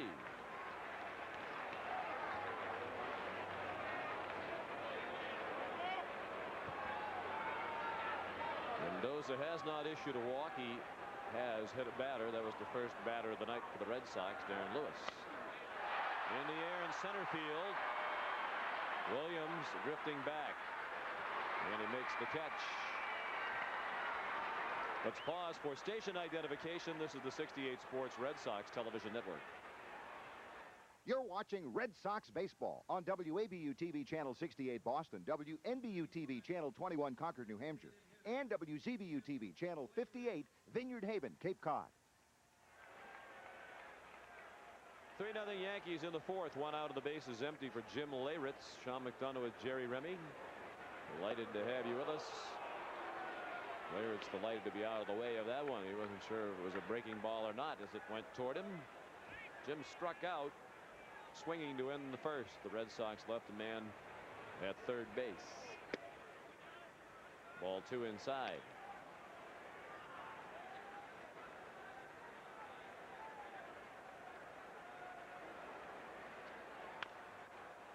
Bounced foul past third base coach Wendell Kim. I'm surprised not to see Jefferson in the lineup tonight because I felt like that might be a good matchup against Mendoza. Reggie, a good low ball pitcher and a low ball hitter, and Mendoza the sinker ball pitcher. Leyritz didn't have a very good looking first at bat.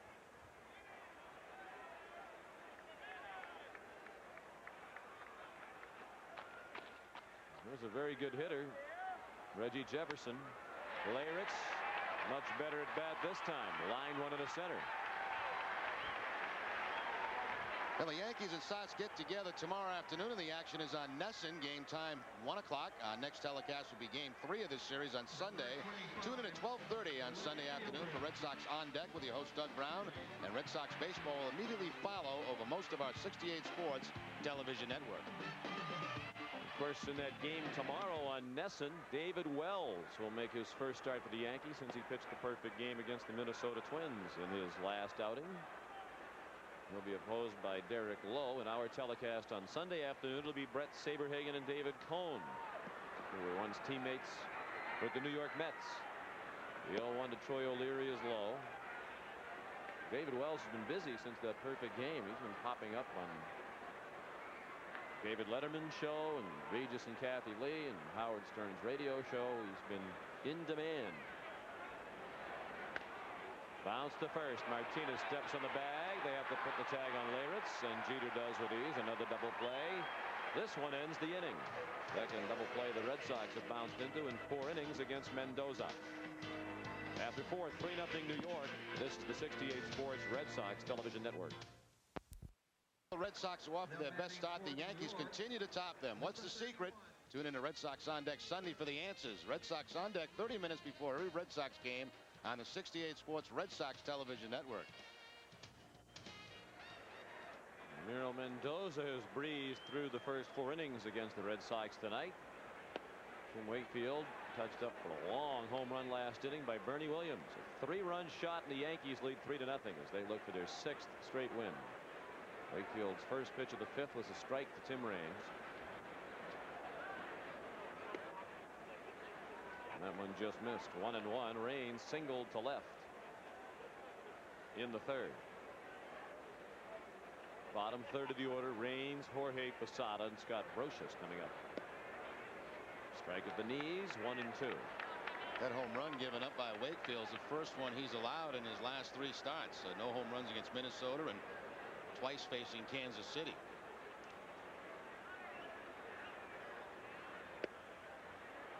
Wakefield has won his last 5 starts. It started April 24th at Cleveland.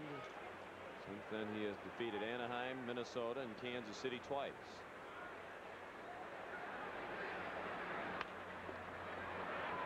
Rounded to second. Merlone double pump, but still had time to get Raines. Friends, don't miss your chance to select the best players for the 1998 All-Star team. Come to Fenway Park, watch Gamecast your vote. All-Star balloting ends June 14th. Red Sox baseball. What a game.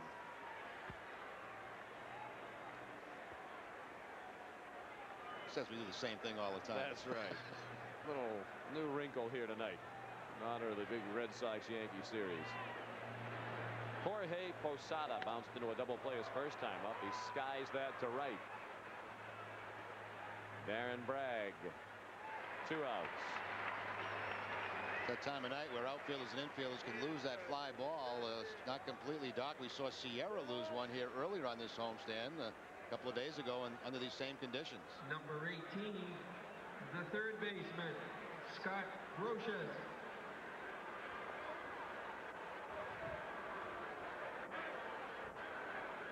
Scott Brocious excelling in his first year with the Yankees.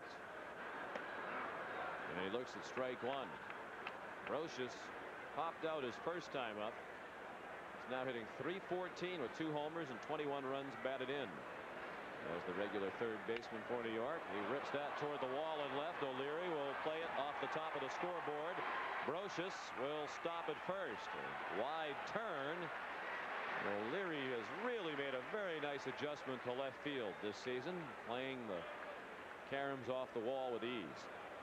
And Brocious has made a nice adjustment to the Yankee lineup. He's had a couple of off seasons for the Oakland Athletics, but he has bounced back this year in New York.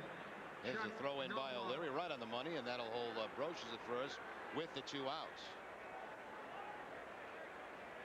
If he can steal the base, he's stolen 2 this year. 3-0 New York in the 5th. All the scoring on a 3-run homer last inning by Bernie Williams. Chuck Knobloch walked and was thrown out trying to steal second in the first inning. He grounded to short in the 4th.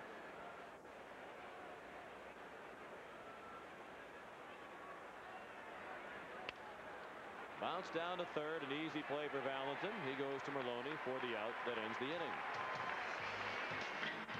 After 4 1/2, the Yankees 3, the Red Sox nothing on the 68 Sports Red Sox television network. The Yankees have the 3-0 lead. The Toronto Blue Jays flying to town May 25th and 26th, led by Jose Canseco, Carlos Delgado, and Roger Clemens. For tickets, call 617-267-1700 or securely order tickets 24 hours a day online at redsox.com. Heading to the bottom of the 5th, the Red Sox trail 3-0. And John Valentin leads off against Ramiro Mendoza. It'll be Valentin, Mike Benjamin, and Jason Varitek coming up. First pitch to Valentin in the dirt. Well, if you joined us late, there was a very moving ceremony prior to the game honoring Einar Gustafsson, who was better known for the last 50 years as Jimmy, a 12-year-old cancer patient 50 years ago whose story helped launch the Jimmy Fund. Mr. Gustafsson is here in the booth with us, and we thank you, sir, for a very memorable ceremony before the game. Valentin sends it to left, and Raines makes the catch. And I think, to me, one of the most interesting parts of the story is your story 50 years ago was the genesis of the Jimmy Fund, but over the years people wondered what happened to Jimmy, and you remained anonymous, as it were. Was that by your choice? Yeah, it certainly was. I was just a quiet guy, and I couldn't see any reason why to pull it out. Everything was fine. Jimmy Fund was doing extraordinary. Mike Benjamin is the batter. He lined to center his first time up. He pulls one foul. Now, for those who joined us late, you're a truck driver and from northern Maine. You spend some time on Cape Cod these days. Yes, sir. I spend about half the time between northern Maine and the Cape, and I, of course, trucking, that's my own business. Yeah. Now, the Jimmy Fund discovered that you were still among the living on a letter from your sister to Mike Andrews, the former Red Sox second baseman, who's now the director of the Jimmy Fund. A 2-1 pitch bounced foul. She mentioned in her letter back 50 years ago, the doctors told your family you had about 6 weeks to live. That's right. And here you are 50 years later and in good health. Yes, sir.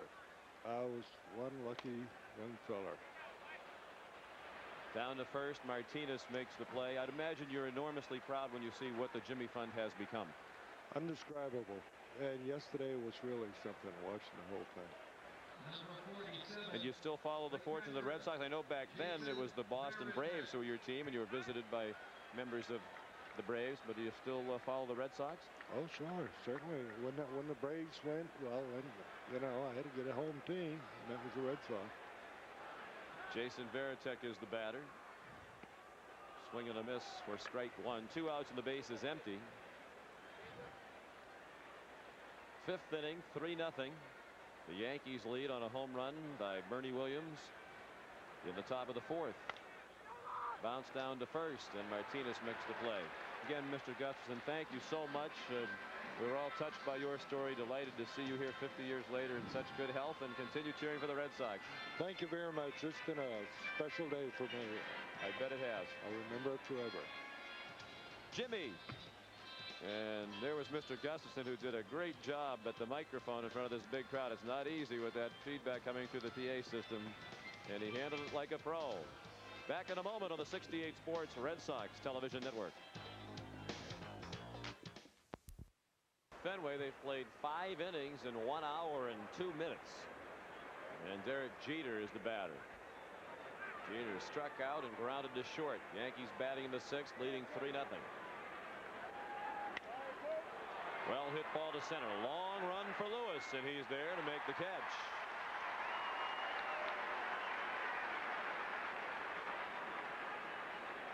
Game summary is brought to you by your New England Subaru dealers. Subaru, the beauty of all-wheel drive. The only scoring in this game on a long 3-run homer by Bernie Williams in the 4th inning. Back-to-back singles with 2 outs set the stage for Williams, and he hit one over everything and left. Mendoza has blanked the Red Sox on 3 hits through 5. Darren Lewis has been on base twice. They estimated the Williams homer at 414 feet. Went over everything. The screen, the Coke bottles, landed in the parking lot across the street. Paul O'Neill had the single to get that 2-out rally started in the 4th. He singled, and Tino Martinez singled, and Williams hit the 3-run homer. O'Neill just signed a contract extension with the Yankees that'll cover him through the year 2000. Another well-hit ball to left. O'Leary will play it off the scoreboard. O'Neill will get to second safely, as that time O'Leary had a tough time with the carom. Looked like a ball off the bat he was going to catch. It didn't hit very high up on the scoreboard, but apparently it was hit so hard he didn't have a chance to get back to catch it. Yeah, I think how hard this ball was hit was surprised O'Leary, because it did appear like one that he was going to make a play on.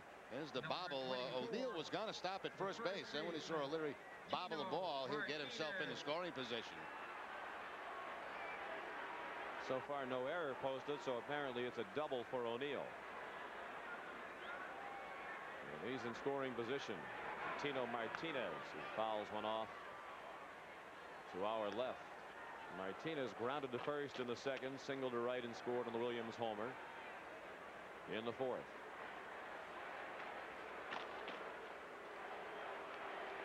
Loud chant of "Let's go Yankees" coming from the bleachers, and now the Red Sox fans trying to boo to drown out that chant. Neal safe at 2nd as Benjamin went sneaking in behind him.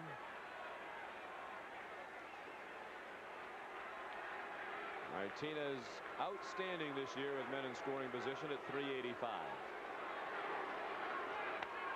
And he rips one to the right field corner. That'll bring in O'Neill.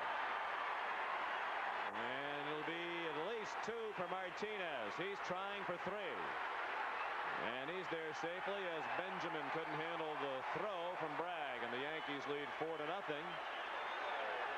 Once again, O'Neill and Martinez involved in the Yankee scoring. Now, coming into the game tonight, lefties had hit Wakefield at a .333 clip, and it's the lefties doing damage here in this inning.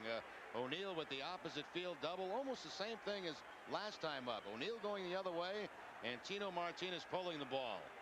See this ball hooking away from Darren Bragg, and then it's going to rattle around down that right field line for a while, and that's going to enable Tino to get the third base with the triple. Martinez last year, career high 44 home runs.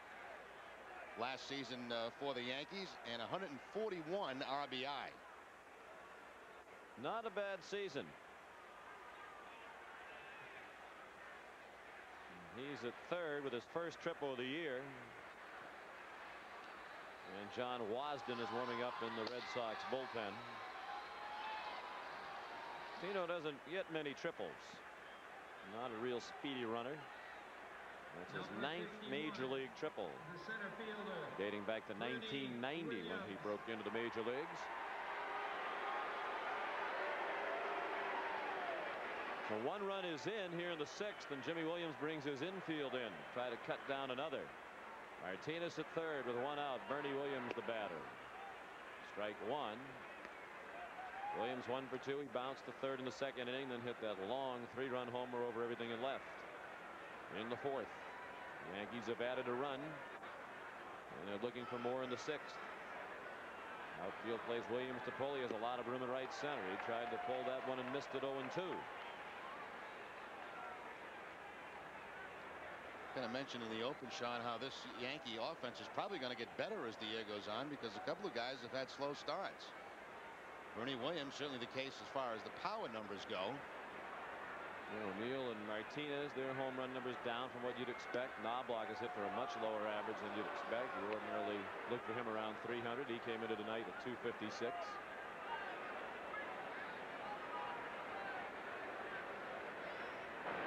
One and 2 now on Bernie Williams.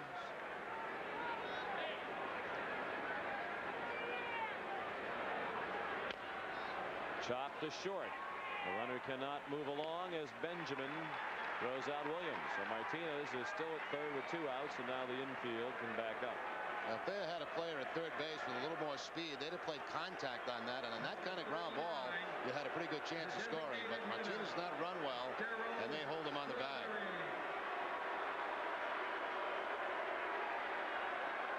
Joe Torre led the Yankees to the World Championship a couple of years ago.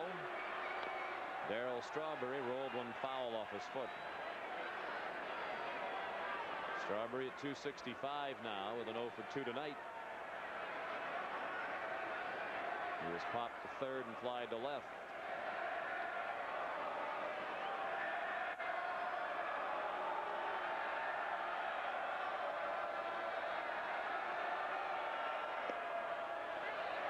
At the belt, strike 2, 0-2.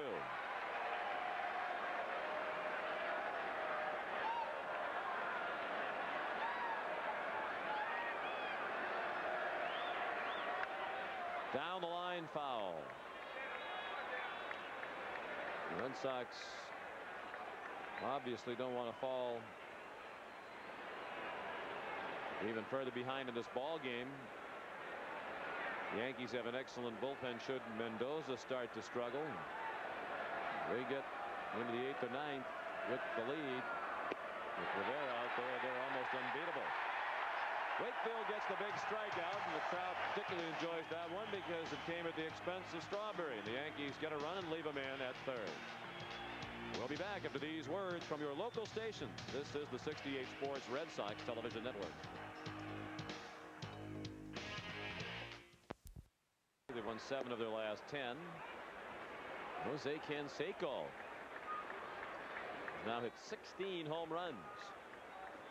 Lou Merlone leads off to the 6th. The Red Sox have done very little with Ramiro Mendoza. He throws a strike, 1-1. Merlone grounded to third his first time up. He'll be followed by the top of the order, Darren Lewis and Darren Bragg. The Red Sox have 3 hits, all of them singles. Get into a couple of double plays.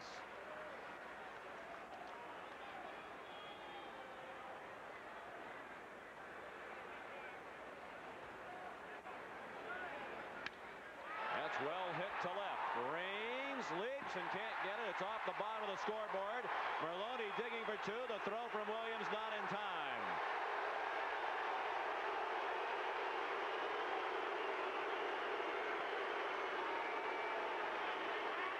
We've seen quite a few balls hit hard out toward left field tonight. Certainly O'Neill did that, kind of fooled O'Leary, and now Merlone with a hard line drive that's going to be up over the head of Tim Raines. Raines will make the leap, but just over the glove And Maloney goes head first into second base with the leadoff double. His second major league double, the Red Sox first extra base hit of the night. Lead man in scoring position as the Red Sox try to get a comeback started. Top of the order, and Darren Lewis. He lines one to right, a base hit. Out of the reach of Knobloch. Maloney had to hesitate to see if Knobloch would catch it, so he's at third. And the Red Sox have the first 2 men on here in the 6th inning. Well, almost every pitch by Mendoza has been down around the knees or lower, but watch the location of this pitch to Lewis. It's going to be a fastball, but it's going to stay up in the zone, and Darren Lewis hits the hard line drive to the opposite field. That's one of the few pitches tonight that he has left up in that area. Of course, Maloney had to hold at second base to make sure the line drive was not caught by Knobloch. He can't get doubled up in this situation. Lewis was 6 for his last 33 coming into this one, a 182 clip. But he's 2 for 2 tonight. Has been on base 3 times. Darren Bragg takes ball 1 outside. 4-0 New York. The Red Sox have the fans making noise with the first 2 men on here in the 6th inning. Bragg single to left in the first, grounded to the first baseman Martinez with Mendoza covering to end the 3rd. Now Mendoza's been going deep in the games for the Yankees his last 3 starts. He has gone to 7 innings, 9 innings, and last time out 8 innings. And he hasn't thrown a lot of pitches in this one. Knobloch in the hole, has to go to first, and a run scores. Looked like it might be a double play ball, but Knobloch got too far to go to field the grounder. Bragg has an RBI, 1 run in, another man in scoring position. Run batted in, number 14 for Bragg, and the fans roars. Mo Vaughn stands in again.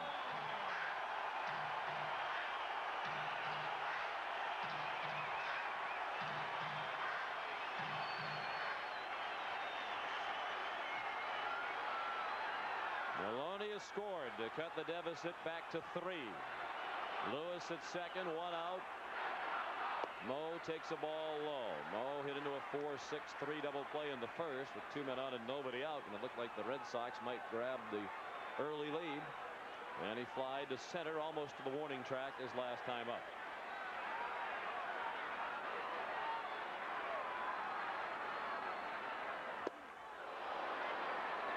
A little over anxious there on the ball about ankle high. That's where Mendoza operates. He's only allowed 1 home run this season, and that's because for the most part he's been keeping that ball down. You see it down low, 82 miles an hour. That might have been the changeup that time.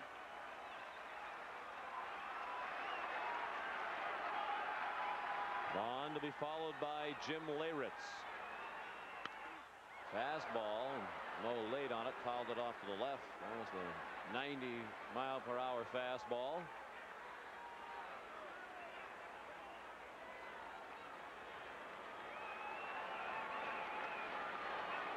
Four runs, 7 hits for New York. 1 run, 5 hits for the Red Sox.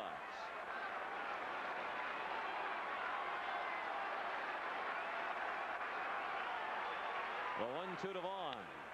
Fouled again away to the left.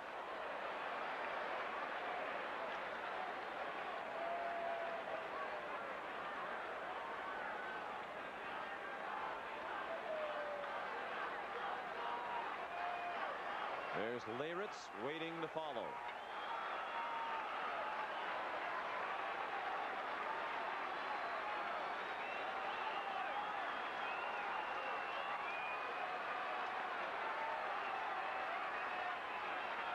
Now the 1-2 again, and he fouled off a tough pitch down and in.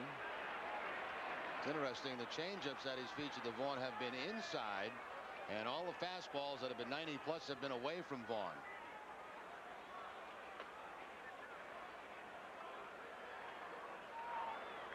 Rose had a relatively quiet homestand. Now 4 for 20 on the homestand. Up in a big spot here. A ball low. Rose been trying to be more selective, trying to cut down on the strikeouts.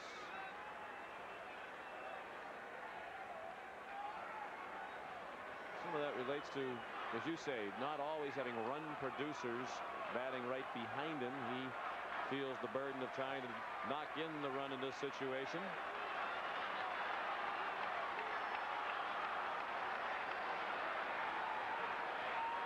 Mendoza, for the first time tonight, working relatively slowly. Is 2-2. He struck him out. Another pitch down and out of the strike zone. A lot of changeups in that at bat to Mo Vaughn.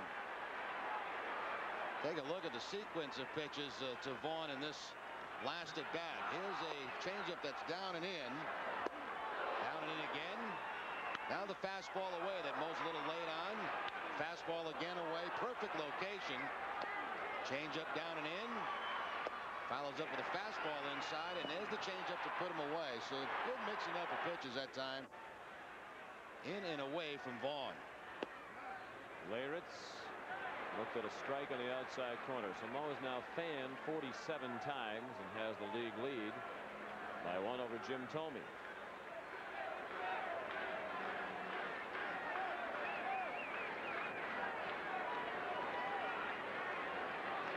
Of course, a big part of Thome's strikeout numbers is he goes so deep into the count every time. He is a very selective hitter. He's also among the league leaders in walks. That's not the case for Mo. Leyritz in the hole, 0-2. Yeah, Mo with only 12 walks on the season. Look at Jim Thome. He leads the league in walks with 33. 4-1 Yankees. Disappointing the way this inning started out for the Red Sox to settle for 1 run. They could use a big hit from Leyritz, but he's in the hole. Mendoza got away with a hanging breaking ball there. That might be one that Mendoza's glad Leyritz didn't swing at.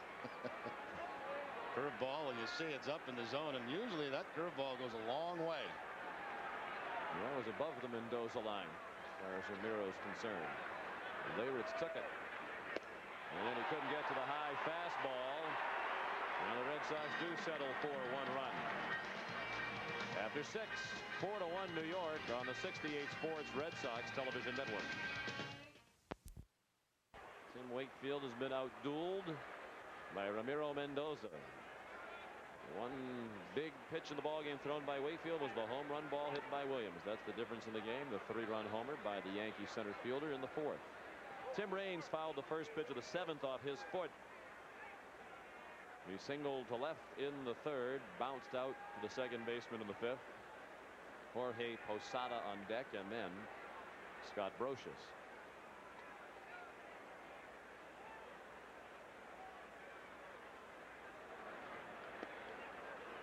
Sean McDonough with Jerry Remy at Fenway Park, filled to capacity, as is our booth tonight. The usual assistants provided by Christine Charbonneau, John Campbell, and Chris Allen.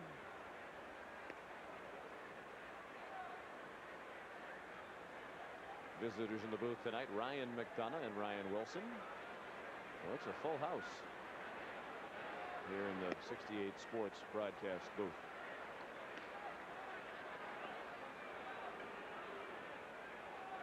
Three and 1 the count.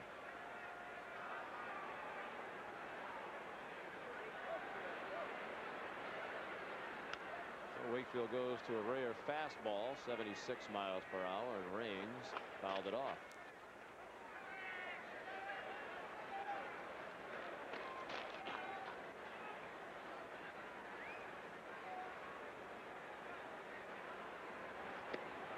And Wakefield battles back to strike out Raines. Back-to-back strikeouts now for Wakefield as he got Darryl Strawberry to end the 6th.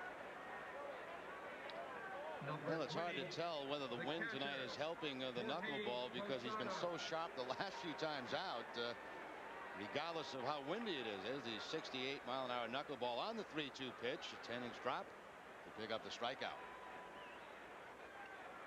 1 out in the 7th inning. The Yankees have a 4-1 lead in the first game of this 3-game series. Little pop-up from Jorge Posada. And John Valentin makes the catch. Friends, this copyrighted telecast is presented by authority of the Boston Red Sox and WABU TV channel 68. May not be reproduced or retransmitted in any form without the express written consent of the Boston Red Sox and WABU TV.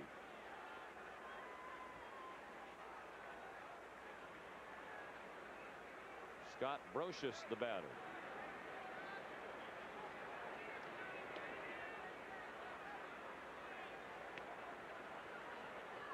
Brocious, part of this incredible start for the Yankees, 31-9, the third best start in Yankee franchise history after 40 games. Only the 28 New York Yankees and the 1939 Yankees had better starts. Both of those teams began the year at 33-7. As we mentioned, since 1948, in the last 50 years, only one major league team has started faster than this Yankee team. That was the '84 Tigers, who opened the year at 35-5. The Tigers that year put everybody to sleep early. Yes. And the Yankees have tried to do that this year. The Red Sox have played well, so they've stayed 5 behind, but they put the rest of the division out before we hit the end of May. The Yankees come into this one having won 5 straight games. They compiled winning streaks of at least 6 games 3 separate times already this year in their first 27 games of the season. Ball 4 to Brocious. Yankees lead the majors in on-base percentage. Road batting average at .286. They're not too shabby at home either. They're 16-3 at home this year, both Yankee Stadium and Shea Stadium. Of course, they had to play at Shea after the problems at Yankee Stadium.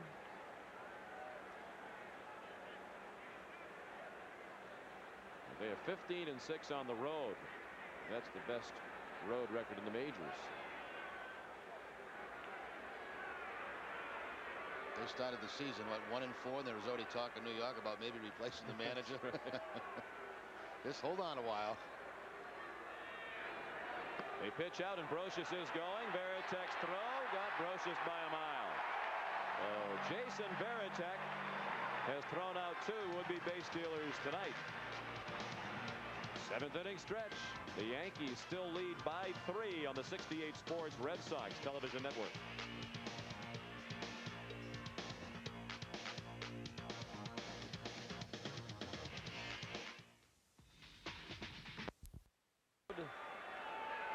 Settling back into the seats as the Red Sox come up with batters 5, 6, and 7 against Ramiro Mendoza. Troy O'Leary leads off. He rips one down the right field line, hooking toward the pole. It is a home run.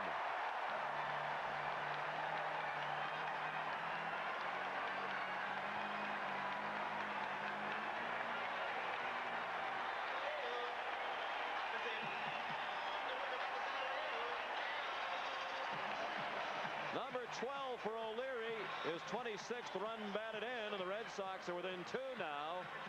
It's 4-2, and that's going to get the Yankee bullpen busy. This one will tie O'Leary with Mo Vaughn for 12 now, which is the 4th best in the American League. Once again, a pitch that was up. Seems like every time he gets the ball up, the Red Sox take advantage of it, but he hasn't made that mistake very often tonight. Of course, every time a Red Sox player hits a home run on a 68 Sports telecast, Dunkin' Donuts makes a contribution to the Jimmy Fund. So it continues to be a great night for the Jimmy Fund here at Fenway Park, and the Red Sox would like to add some more to the Jimmy Fund coffers. John Valentin up there with a count of 1-1. Former Red Sox left-handed reliever Mike Stanton up in the bullpen after the O'Leary homer. It has been a while since Troy O'Leary had gone deep. Valentin broke his bat. Raines charging and can't get there. A bloop hit for Valentin, and the Red Sox will get the tying run to the plate with nobody out here in the 7th inning.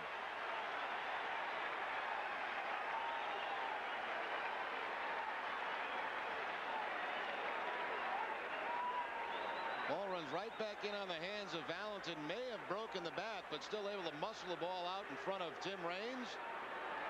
And the Red Sox trying to get some extra points in this inning. They're down by 2. Still nobody out. Is Stottlemyre out to talk to his pitcher. Leary's homer is first since that series in Kansas City. May 9th, his last home run.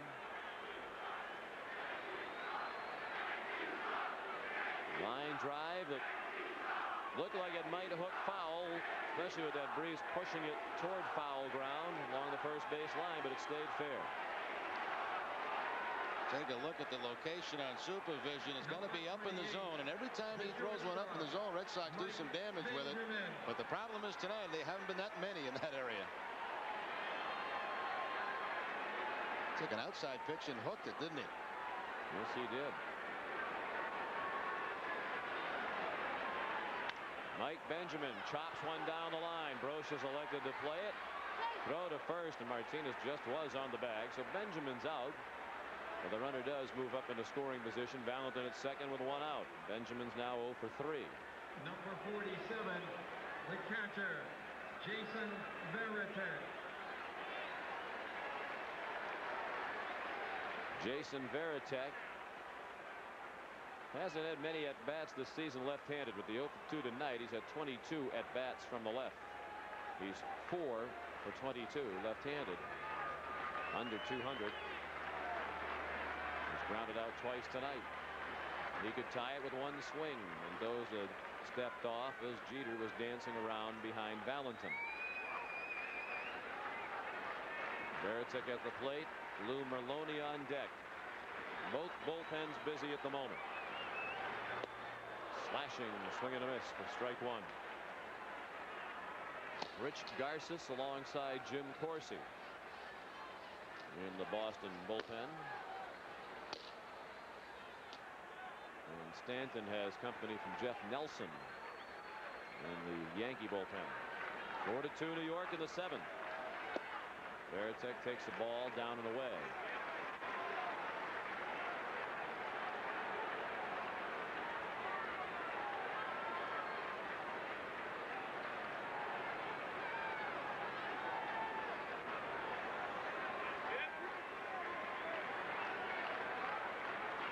This is pitch number 80 from Mendoza, and a good one.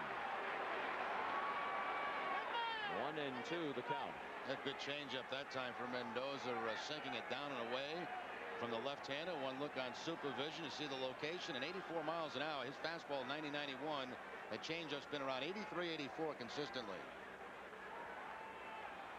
He has been impressive. Pitch in the dirt. And a break for the Red Sox as Posada couldn't come up with it, and Valentin's now at third with one out.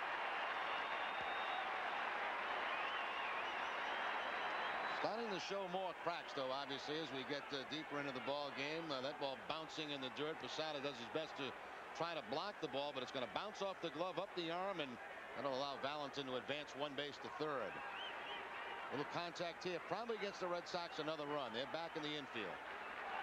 All Varitek needs to do is put it in play on the ground. Valentin should score. A wild pitch charge to Mendoza. Varitek, base hit past the diving Martinez. Valentin scores. Varitek on his way to second with a double.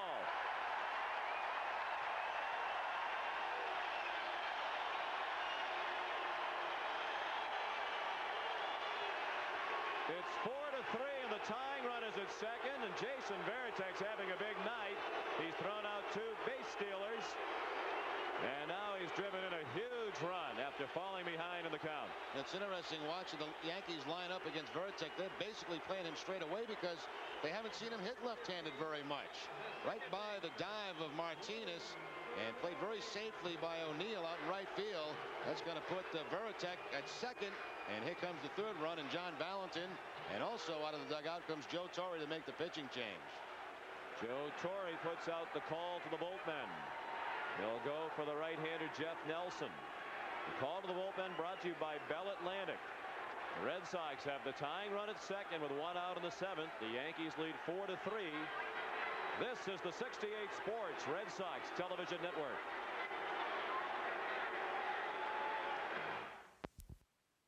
The new Dodge. By the Bell Atlantic Yellow Pages. And by your New England Toyota dealer. Well, Mendoza leaves the ball game with the 4-3 lead. The Red Sox getting a couple of those runs this inning. The home run by O'Leary, and Varitek with the double, a drive and a run. Log on to RedSox.com and check out the newly expanded Red Sox Cyber Store. Now you can purchase the same stuff available at Fenway Park online 24 hours a day from your own home. RedSox.com is also a great way to securely purchase Red Sox tickets and get the latest information and team news Red Sox baseball. What a game. What a game this is turning out to be. A big night for Jason Varitek. He just doubled and knocked in a run and get the Red Sox within one. Varitek picks up his 9th RBI on this double past Tino Martinez. Tino was way off the line against Varitek. He's had a great night defensively and now with a big hit. And the new pitcher is Jeff Nelson, the big right-hander. 22nd appearance. Here's a guy that was very busy a year ago. 77 appearances last year, and that broke a club record that was set by Dave Righetti back in the mid-'80s. Into the very bright spotlight steps Lou Merlone. Already a fan favorite here at Fenway. He'll be the mayor of Boston. He can come up with a hit here. No offense to his honor, Tom Menino. Lou doubled and scored last inning. Scored the first Red Sox run. The pride of Framingham. Rips one to left, and it is a base hit. Played on a hop by Raines, and well done by Raines. If that skips by him, it's a tie ball game. Merlone is 2 for 3 tonight. But thought for a second Raines was going to make a play on that. He was playing shallow against Merlone, but it was one of those top spin line drives that's going to sink quickly and just drop in front of Raines. But you're right, that ball gets by him. It's a tie ball game, and Maloney is at least going to be at second base. That's a heck of a play there by Tim Raines. You raised a good point during the break. Jimmy Williams really couldn't hit for Maloney if he was inclined to, because the Red Sox don't have any extra infielders available tonight, with Lemke still groggy. The tying run is at third. The go-ahead run at first. The Red Sox once trailed 4-0. Darren Lewis is the batter. Red Sox have 4 hits in this inning. Frisbee from Nelson outside for ball 1. Lewis has had a perfect night. He was hit by a pitch in the first. Had an infield hit in the third. Single to right in the sixth. His average back up to 288. He's added 11 points to that batting average tonight.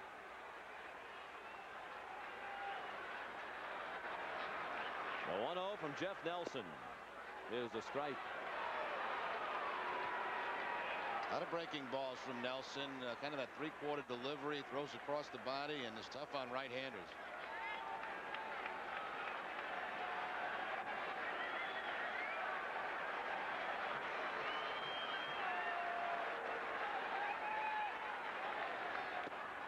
Waving, swing and a miss. And that awkward delivery comes from a 6'8", 235-pound pitcher. 76 miles an hour on the breaking ball, 7 inches down. Kind of a slurve that he features. I shouldn't say he throws across his body, but it looks that way because of the way he delivers the ball to home plate. He does step, though, directly at home plate.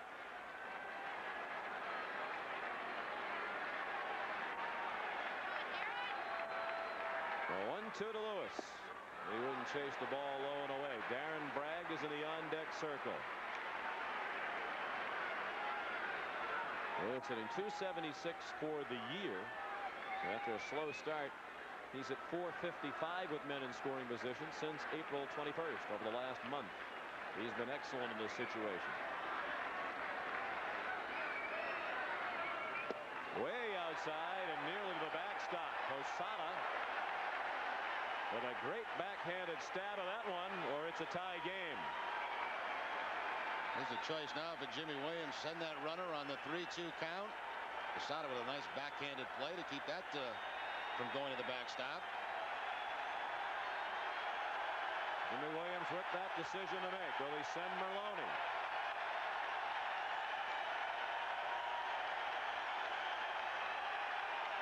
Merlone runs, and Lewis fought it off.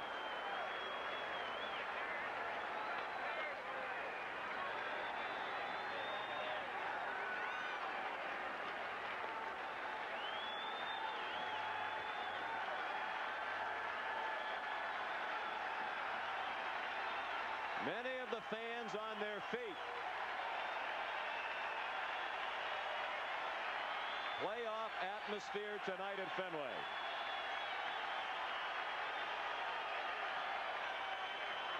Nelson with that step toward third and look to first move that very, very rarely works. You're going to use it, though. That's a good time to do it. The 3-2 count where that runner's going to be going. You might get an over-aggressive rookie at first base. Give it a shot. Veritek, the runner at third, Merlone at first. Now they'll check on Merlone.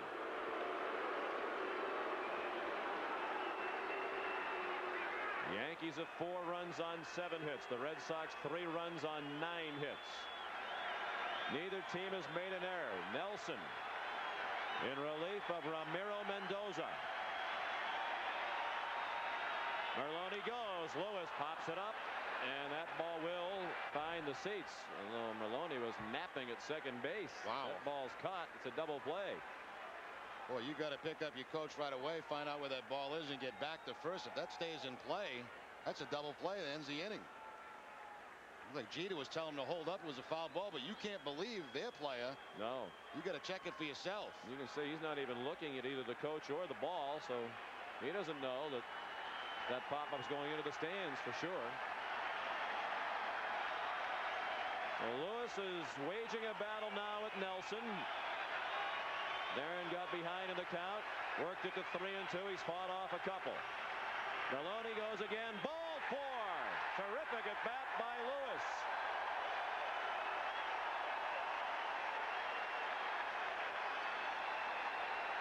That will do it for Nelson. He faced 2 batters, didn't retire either one, with Bragg, the left-handed swinger, coming up. Joe Torre will bring in Mike Stanton. This call to the bullpen brought to you by Bell Atlantic.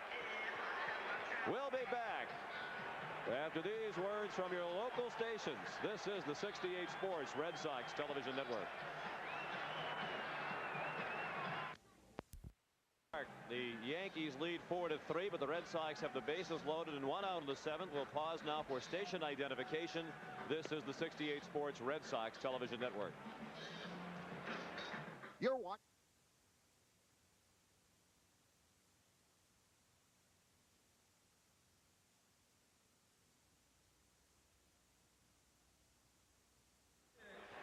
The right fielder, Darren Bragg. Sean McDonough with Jerry Remy.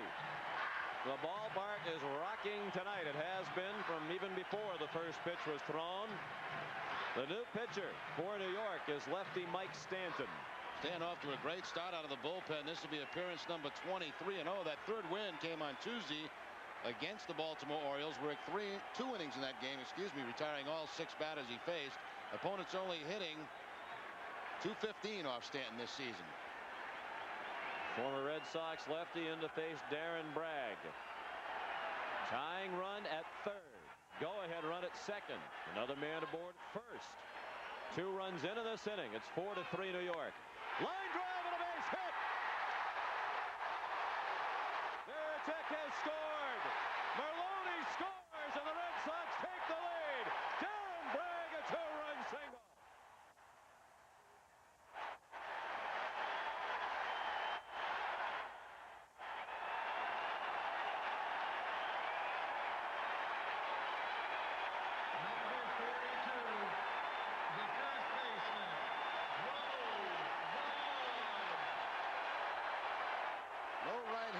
On the bench tonight for Jimmy Williams. Had there been one, he might have hit for Bragg in that situation. Instead, he takes the first fastball he sees from Stanton and hits the base hit to center field to give the Red Sox the lead. They've come from 4-0 down to take a 5-4 lead. Now Mo Vaughn, big swing and a miss. Mo's had a tough night and has started to struggle with regularity with men in scoring position of late. 0 for 3 tonight. Came up with 2 men on in the first and nobody out, and into a double play. Fly to center leading off the 4th and struck out in the 6th inning with a man on. And he's in the hole here 0-2.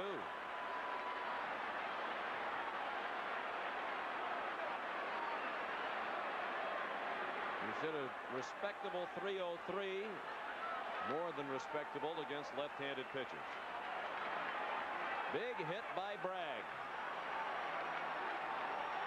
Both of those runs charged to Nelson. Excuse me, one of them charged to Mendoza, the other one charged to Nelson. And Vaughn's gone on 3 pitches. He's had a night he would like to forget to this point. You face a guy like Mike Stanton, you want to make sure you make contact on his first couple of pitches, because once he gets ahead of the lefty, very tough. That ball down and away from Mo. Just off the outside edge, and Mo goes down for the second time tonight on the strikeout.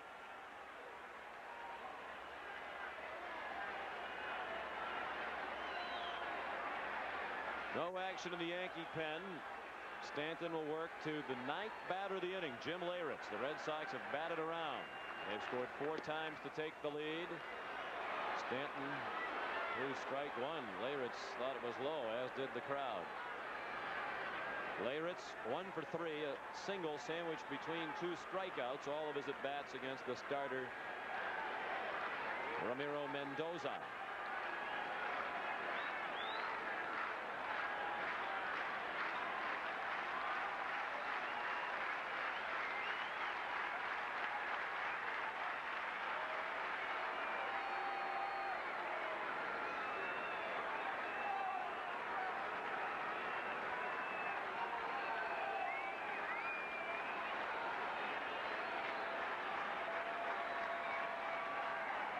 One strike pitch to Leyritz, way inside.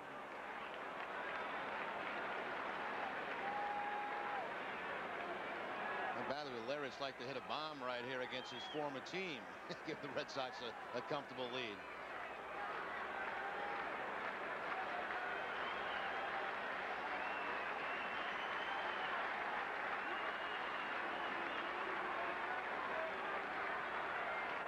Leyritz, of course, a World Series hero for the Yankees 2 years ago when they beat the Braves. In his career with the Yankees at 57 home runs.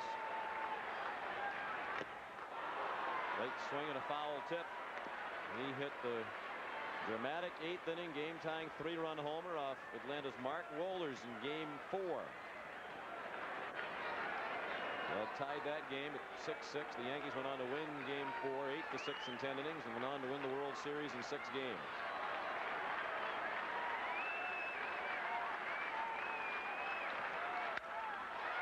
Bounced to short, snared by Jeter. He flipped the Knobloch for the out that ends the inning, but the Red Sox get 4 to take the lead. Darren Bragg's 2-run single put them on top.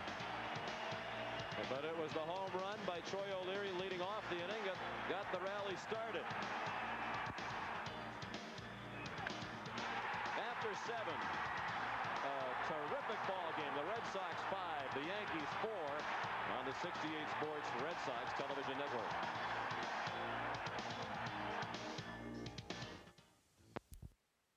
And by Hyundai. Back at Fenway, the Red Sox have taken the lead for the first time in this ball game, 5-4. Darren Bragg with a big base hit. Jason Varitek also with a big hit in that inning, along with O'Leary for the home run. A big part of history as the Red Sox host a new team from Tampa Bay, the Devil Rays, for the first time in a weekend series, June 12th, 13th, and 14th. For tickets 24 hours a day, call 617-482-4SOX. Red Sox baseball. What a game. What do you think the Devil Rays slogan is? Devil Rays baseball. What a game. We're really new. We hope to have a game. Jim Corsi, the new pitcher. So Tim Wakefield, with his comeback, has a chance to win his 6th straight if the bullpen can't protect the lead. The bullpen's been great lately, and that includes Corsi. And last outing for Corsi was a couple of days ago against the White Sox. Began the 8th inning. It's a 1 inning, 1 hit, and 1 strikeout. He's allowed just 2 hits and no runs in his last 9 appearances.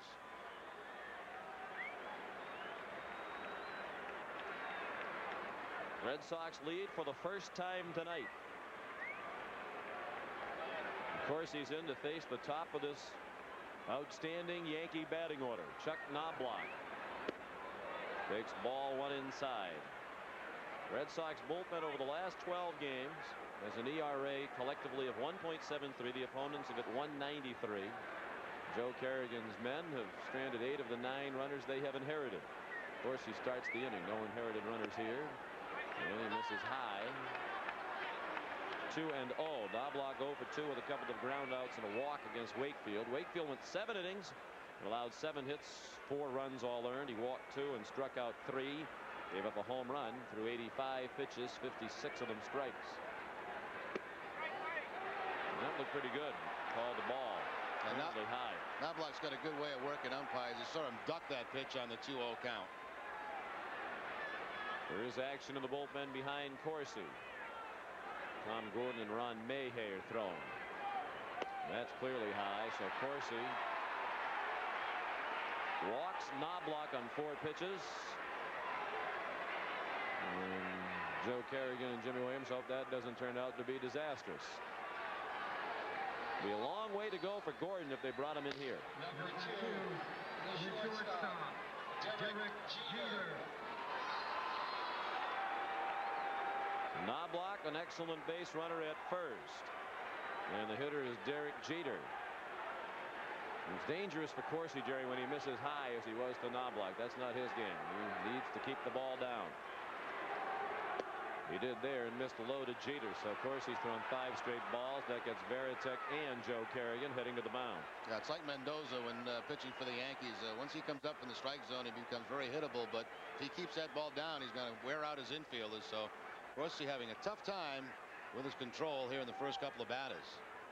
A lot of options for Joe Torre here. You go with the straight out steal if you want with Knobloch. You could play hit and run with Jeter. You could just stay home, and with Jeter's new power this season, you could hope for a home run. It's interesting, too, that it seems Jimmy Williams and Joe Kerrigan have a quick hook with Tim Wakefield. Not that he was as effective tonight as he had been lately, but really it was the one major problem on the Williams home run that resulted in 3 runs. Otherwise, another very good outing by Wakefield, but they seem to go 6 or 7 innings with him, and then it's yank. It's almost like he scares them for some reason. You know, like he's going to lose it overnight, or just like a 1 pitch, and the game's going to be out of reach. But they've been consistent when they get to this part of the ball game. This is the combination they've been going with. Well, Jim Corsi grew up in suburban Boston. He knows what this Red Sox-Yankee rivalry is all about. Jimmy Williams would like to see him throw a strike. He's thrown 7 straight balls. And this is likely his last batter no matter what, because you have O'Neill and Tito Martinez coming up next, and Mayhay ready in the bullpen.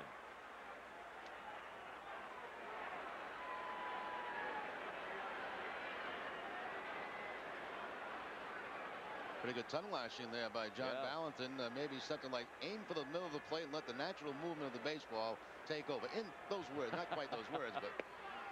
There's a strike.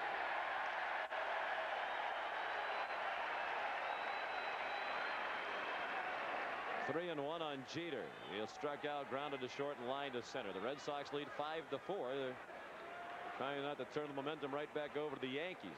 Knobloch runs. Jeter fouls it away, and now it's a full count. A run and hit situation that time. He's stealing second. If it's a strike, they want Jeter to swing. If not, take ball 4. A pitch right down the middle. You see Jeter with the inside out stroke trying to go to the opposite field with that. So is it likely if he was running on the previous pitch, he'll be going here? Going to be going here. Try to stay away from a double play on a ground ball. Knobloch runs, and the pitch is ball 4. So Corsi has walked the first 2 batters of the 8th. And here comes Jimmy Williams.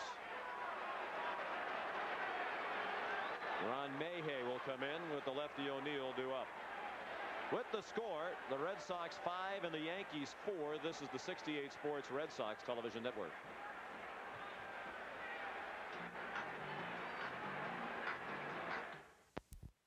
Coming up in O'Neill and Martinez. Number 21, the right fielder, Paul O'Neill. Top of the 8th inning, 5-4 Red Sox. The first 2 men on, courtesy of the walks thrown by Corsi. And here's O'Neill, who's already had a big night, a single and a double. He has scored 2 of the 4 New York runs. Red Sox infield at double play depth. Mayhay up and in. Outfield around toward left for O'Neill. They give him a lot of room in right center. You see how far over toward left, the center fielder Lewis is. Bragg more or less straight away and right.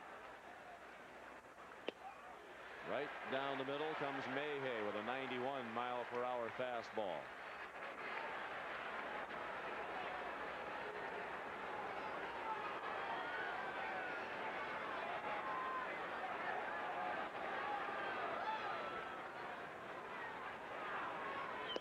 Strike two.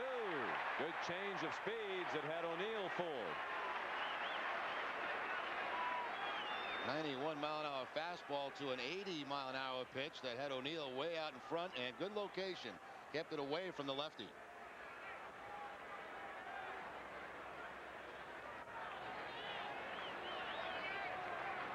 Mayhay struggled in spring training, started the year in Pawtucket after impressing late last year. Now he's back in the big leagues in a big spot. Check swing. No, said the third base umpire Mike Riley. Well, the crowd doesn't like it, but I think that's a good call by Riley, and we'll get a good look at it here.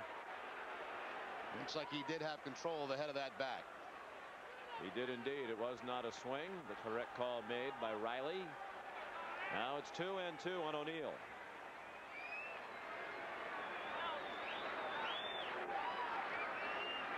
O'Neill is grounded into 6 double plays. He pulls one foul. Oh, and an error made. Jose Cardinal, the first base coach, had to go right through his legs. Didn't exactly get the backside down on that one.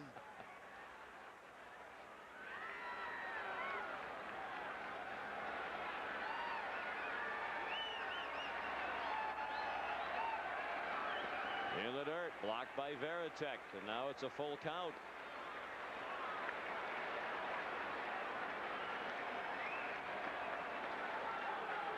This has been a very uncomfortable looking at bat for O'Neill against Mayhay, but he's run the count to 3-2. And now Mayhay's a ball away from seeing the Red Sox load the bases on 3 straight walks.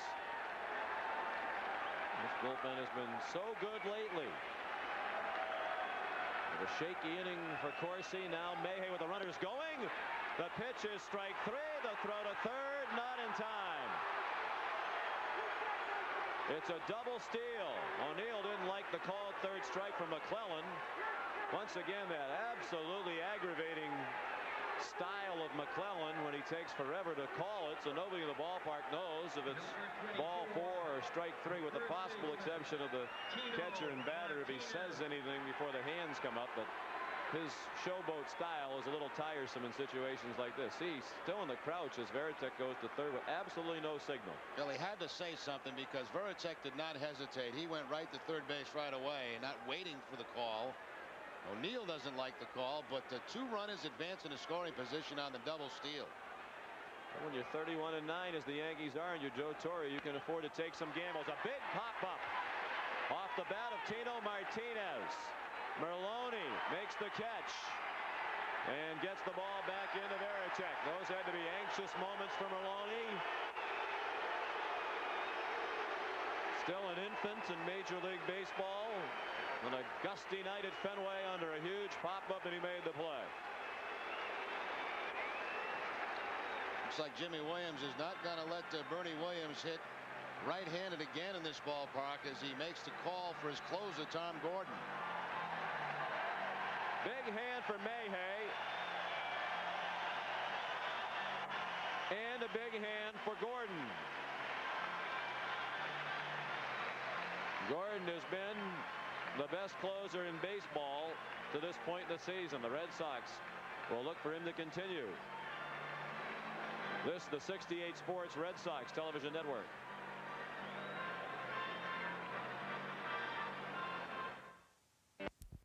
Wheel drive. By Dunkin' Donuts. Something fresh is always brewing here. By National Tire and Battery. Where everything you want, nothing you'd expect. By Speedy. And by New England Ford. See your New England Ford dealer today. A job well done by Ron Mayhay. Came in with 2 men on and nobody out. 2 men are still on. They've each moved up a base. Now there are 2 outs, and here's Tom Gordon. Outstanding numbers and an outstanding performance all season long, provided the Red Sox by Gordon. 17 saves for Gordon. He is 4 ahead of Wetland, who's in second place with 13. Bernie Williams, the batter. He bats left-handed. Gordon in with a curveball for strike 1. The tying run is at third for New York. They could reclaim the lead as the go-ahead run is at second. Williams hit a 3-run homer that started the scoring in the 4th inning. He joined us late. The Yankees led 4-0. The Red Sox have scored 5 unanswered runs to take the lead. The 0-1. Swing and a miss at the fastball. 11 saves in his last 12 appearances. He has not allowed a run in that stretch in 13 2/3 innings.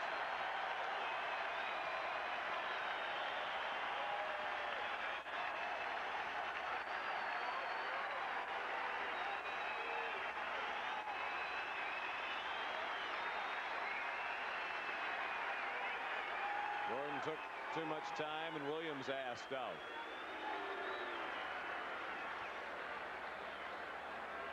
Now Gordon and Veritek want to be certain with this big 0-2 pitch upcoming. They almost hate to do this. You get momentum on your side, a couple of quick strikes, the crowd's into it, but they've got to get together on the sides, make sure they know what they want to throw in this situation. This was the home run hit by Williams. He decided to hit right-handed against Wakefield, and he hit a bomb over everything into the parking lot across, lands down straight, and run down quickly by an alert souvenir hunter. The 0-2 pitch. Late swing and a foul ball. It nearly got Willie Randolph in the third base coach's box. Didn't quite get that one where they wanted it. You saw Veritek set up way inside. That ball stayed right over the heart of the plate. Red Sox lead 5-4. The Yankees have 2 men in scoring position with 2 outs in the top of the 8th inning. Another 0-2 breaking ball. Williams started to pull the trigger and did not, and Veritek made a nice play on a ball that really dropped quickly. We were discussing during the break the possibility you could elect to pitch around Williams and work to Strawberry, but these numbers well known by Jimmy Williams and Joe Kerrigan. Williams has really struggled against Gordon, and Flash has gone right after him in this at bat. The 1-2. Little pop fly and left. O'Leary is there. Inning over.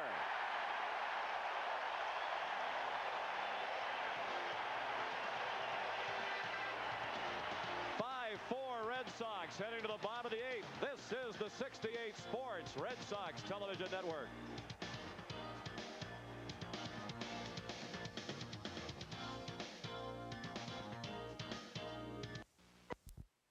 So it's still 5-4 Red Sox. They'd like to pad the lead for Gordon with an eye toward the 9th. Troy O'Leary leads off for the 2nd straight inning. He started the 4-run rally last inning with a home run down the right field line.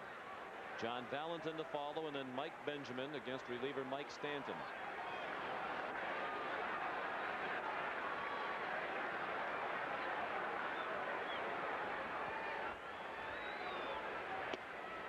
Ball 1 high to O'Leary. Troy's homer is only hit in 3 at-bats.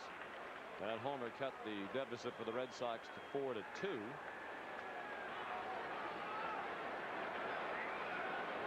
The Red Sox batted around last inning. Out of play to the left. 1-1. In the 9th against Tom Gordon, the Yankees have batters 6, 7, and 8 due up. Darryl Strawberry, Tim Raines, and Jorge Posada.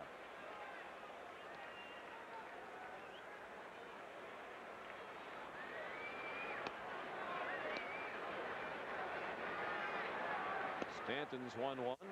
The borderline strike, and O'Leary didn't like it. Well, at least for O'Leary, it's on strike 2 and not strike 3.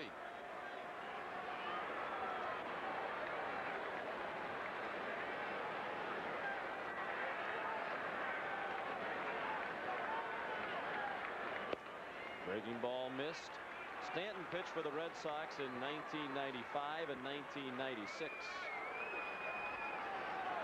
He was with the Red Sox for exactly 1 year. Came to the Red Sox on July 31st of 1995 from Atlanta. He was traded to Texas July 31st the following year. He strikes out O'Leary for the first out of the bottom of the 8th. And Stan's been tough after that first pitch to Bragg. The first pitch to Bragg, of course, was a base hit to drive in 2, but then he struck out Vaughn, got Leyritz on a ground ball, and now strikes out O'Leary. Once he gets ahead of lefties, he's tough. Bragg didn't give him a chance to get ahead.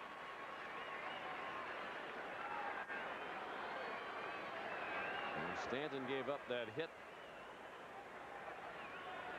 But Jeff Nelson is on the hook for the loss for the Yankees if it stays this way. John Valentin takes a fastball for a strike. Valentin had a bloop hit on the heels of the O'Leary homer last inning to keep the momentum going. He scored on the double by Jason Varitek. That cut the lead to 1. And Bragg's 2-run single put the Red Sox on top. Back to a breaking ball missed. The Yankees starter Ramiro Mendoza went 6 1/3 innings. He gave up 4 runs, all earned on 8 hits, including 1 home run. Mendoza did not issue a walk. He fanned 3. He threw a wild pitch, hit a batter, threw 81 pitches, 53 strikes. Popped up right back here.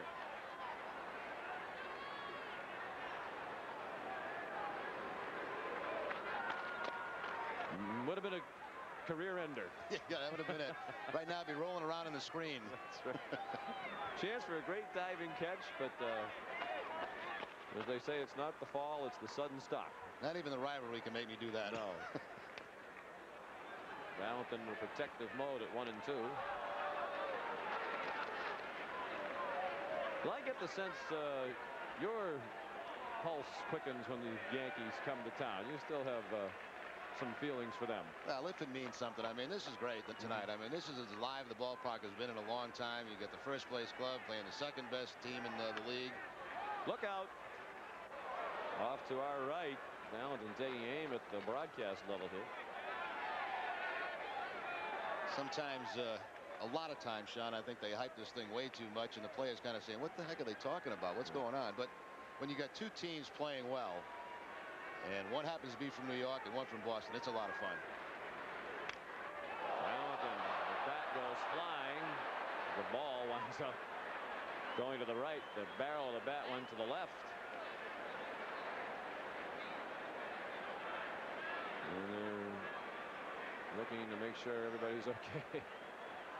There's the bat handle over by the Red Sox dugout where Valentin dropped it. The rest of the bat went to the third base box seats. The ball went to the first base box seats. Watch out behind third base. Right here is Valentin. I don't know which one went further, the ball or the bat. Valentin prefers to watch where the ball went. The fans have to be alert. We have that debate sometimes with my father when we play golf. Which went further, the ball or the club? So there are other people that let clubs go, huh? Inadvertently, of course.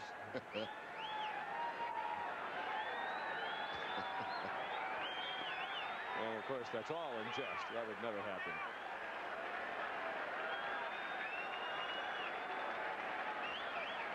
The 1-2 pitch. A ball high.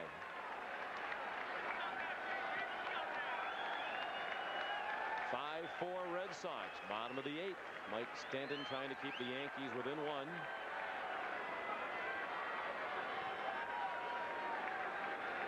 He's 30 years old from Houston, Texas. And he gets Valentin on the breaking ball. Back-to-back strikeouts for Stanton. He's now retired 4 in a row and has struck out 3 of those 4 batters. That's what he likes to do against right-handers, too. He likes to start it off the outside part of the plate, actually in the left-hander's batter's box, and pick up the outside corner. Right-handers have a tendency to quit on that curveball, and it's a very effective pitch for him against righties. 2 outs and the base is empty, and the batter is Mike Benjamin, who takes a ball down and away. Benjamin 0 for 3. Benjamin and Mo Vaughn, the only Red Sox in the lineup tonight, without a hit.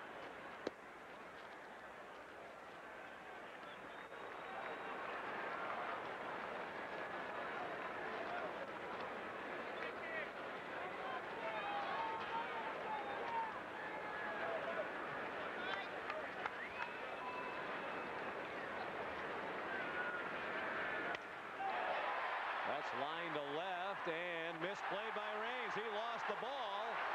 Benjamin on his way around second. He'll try for third. The relay not in time. Williams had to run it down on the warning track after Raines appeared to lose the ball, either in the lights or against the background.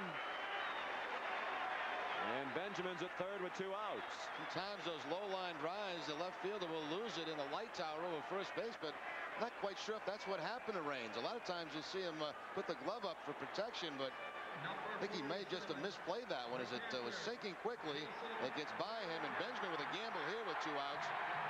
They overthrew the first cutoff man, and that's the reason he was safe at third base. It's a single for Benjamin, an error charge to Tim Raines, allowing him to reach third. So that's the first error of the night for either team. The Red Sox pick up an insurance run if Jason Varitek could deliver another big hit, as he did last inning. He takes a breaking ball low and inside. Varitek doubled last inning to drive in the run that got the Red Sox within 1. He came around and scored the game-tying run. That double knocked the starter Mendoza out of the game. A ball inside, 2 balls and no strikes on Varitek. As you say, Jerry, he's making a bid to become the regular catcher for the Red Sox. He's done everything right tonight. Red Sox like his defensive skills. He's throwing very well, and he's had some clutch base hits. 1 for 3 tonight, Varitek. That's to right. Long run, O'Neill, and he is there. And the Red Sox leave Benjamin at third. We go to the ninth. The Red Sox leading 5-4 on the 68 Sports Red Sox Television Network. I'm already a winner. My Cats. Red Sox with the 5-4 lead thanks to Darren Bragg. The Bo Sox, the official booster club of the Boston Red Sox, will sponsor 10 youngsters between the ages of 8 and 15 to attend former Red Sox second baseman Mike Andrews' baseball camp for the week of July 12th. Just write a letter to the Bo Sox Club explaining why you would like to attend and send to Bo Sox Club Baseball Camp Contest, 4 Yorkie Way, Boston, Mass. 02215. Entries must be received no later than June 8th. Tom Gordon trying to do it one more time for the Red Sox. Leads the majors in saves with 17, a chance to make it 18 tonight. Prior to tonight, he had appeared in 24 games. The Red Sox 22-2 in those 24. Darryl Strawberry begins the ninth for New York. The Red Sox have a shift on in the infield. 3 men on the right side. Only Valentin on the left. Fastball high, ball 1. You see the shortstop Benjamin, the right side of second base. But the outfield plays him the other way. They play him around the left. Strawberry 0 for 3 tonight. Sends one high in the air and out of play to the left. Tim Raines on deck, then Jorge Posada. Now, Strawberry basically a fly ball hitter, and they feel if he hits the ball on the ground, he's going to pull it. But he may be late on Gordon's fastball, and that's one of the reasons they shaded the other way in the outfield.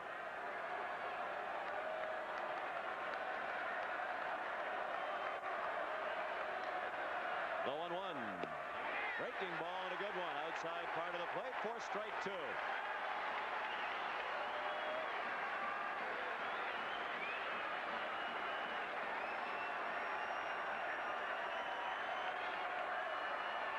The 1-2 pitch. Fastball, and Strawberry got to it. The high hard one from Gordon at 95 miles per hour.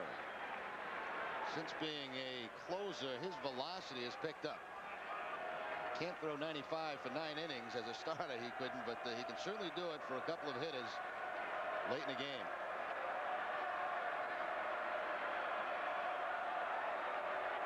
He struck him out.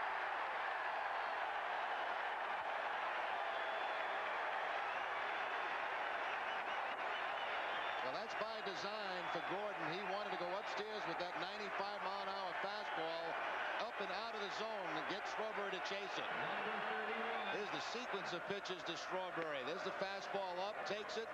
Fastball, he'll foul it off. That curveball picks up the outside corner. He'll try to go upstairs. He fouls it off now even higher on the last pitch. Gordon works to Tim Raines. Ball 1 up and outside. Raines 1 for 3. He singled in the third. Since then he's grounded to second and struck out. 5-4 Red Sox. 1 out, bases empty in the Yankee ninth. Red Sox 1-point trailed 4-0. And it was looking bleak with Ramiro Mendoza cruising along. 1-1 now on Raines. He's had a tough time with Gordon. 6-4, 28 lifetime, a .214 average.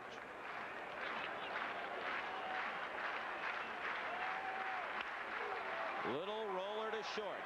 Benjamin off the bag, and Vaughn got the tag on Raines. Lo Vaughn has to make that play yet again, and unfortunately he's become an expert on coming off the bag to the home plate side and making the sweep tag. And it looked like if Tim Raines goes into a slide, he may get underneath the tag of Vaughn. Instead, he elects to stay up, and Vaughn has a chance to tag him on the back. Raines slides right there. He's not going to get him. He's going to slide away from the tag.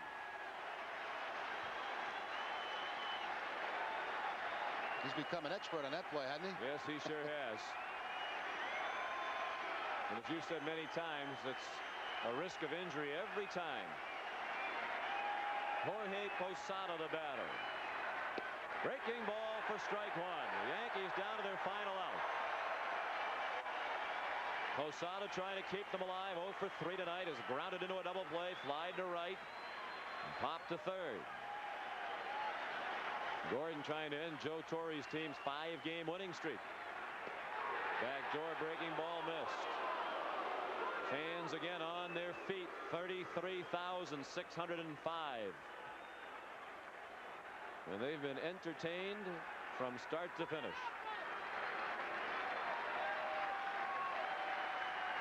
The 1-1. Breaking ball, strike 2.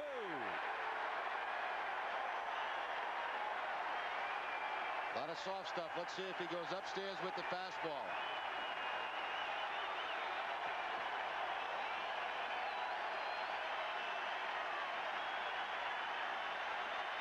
The 1-2 pitch. He struck him out.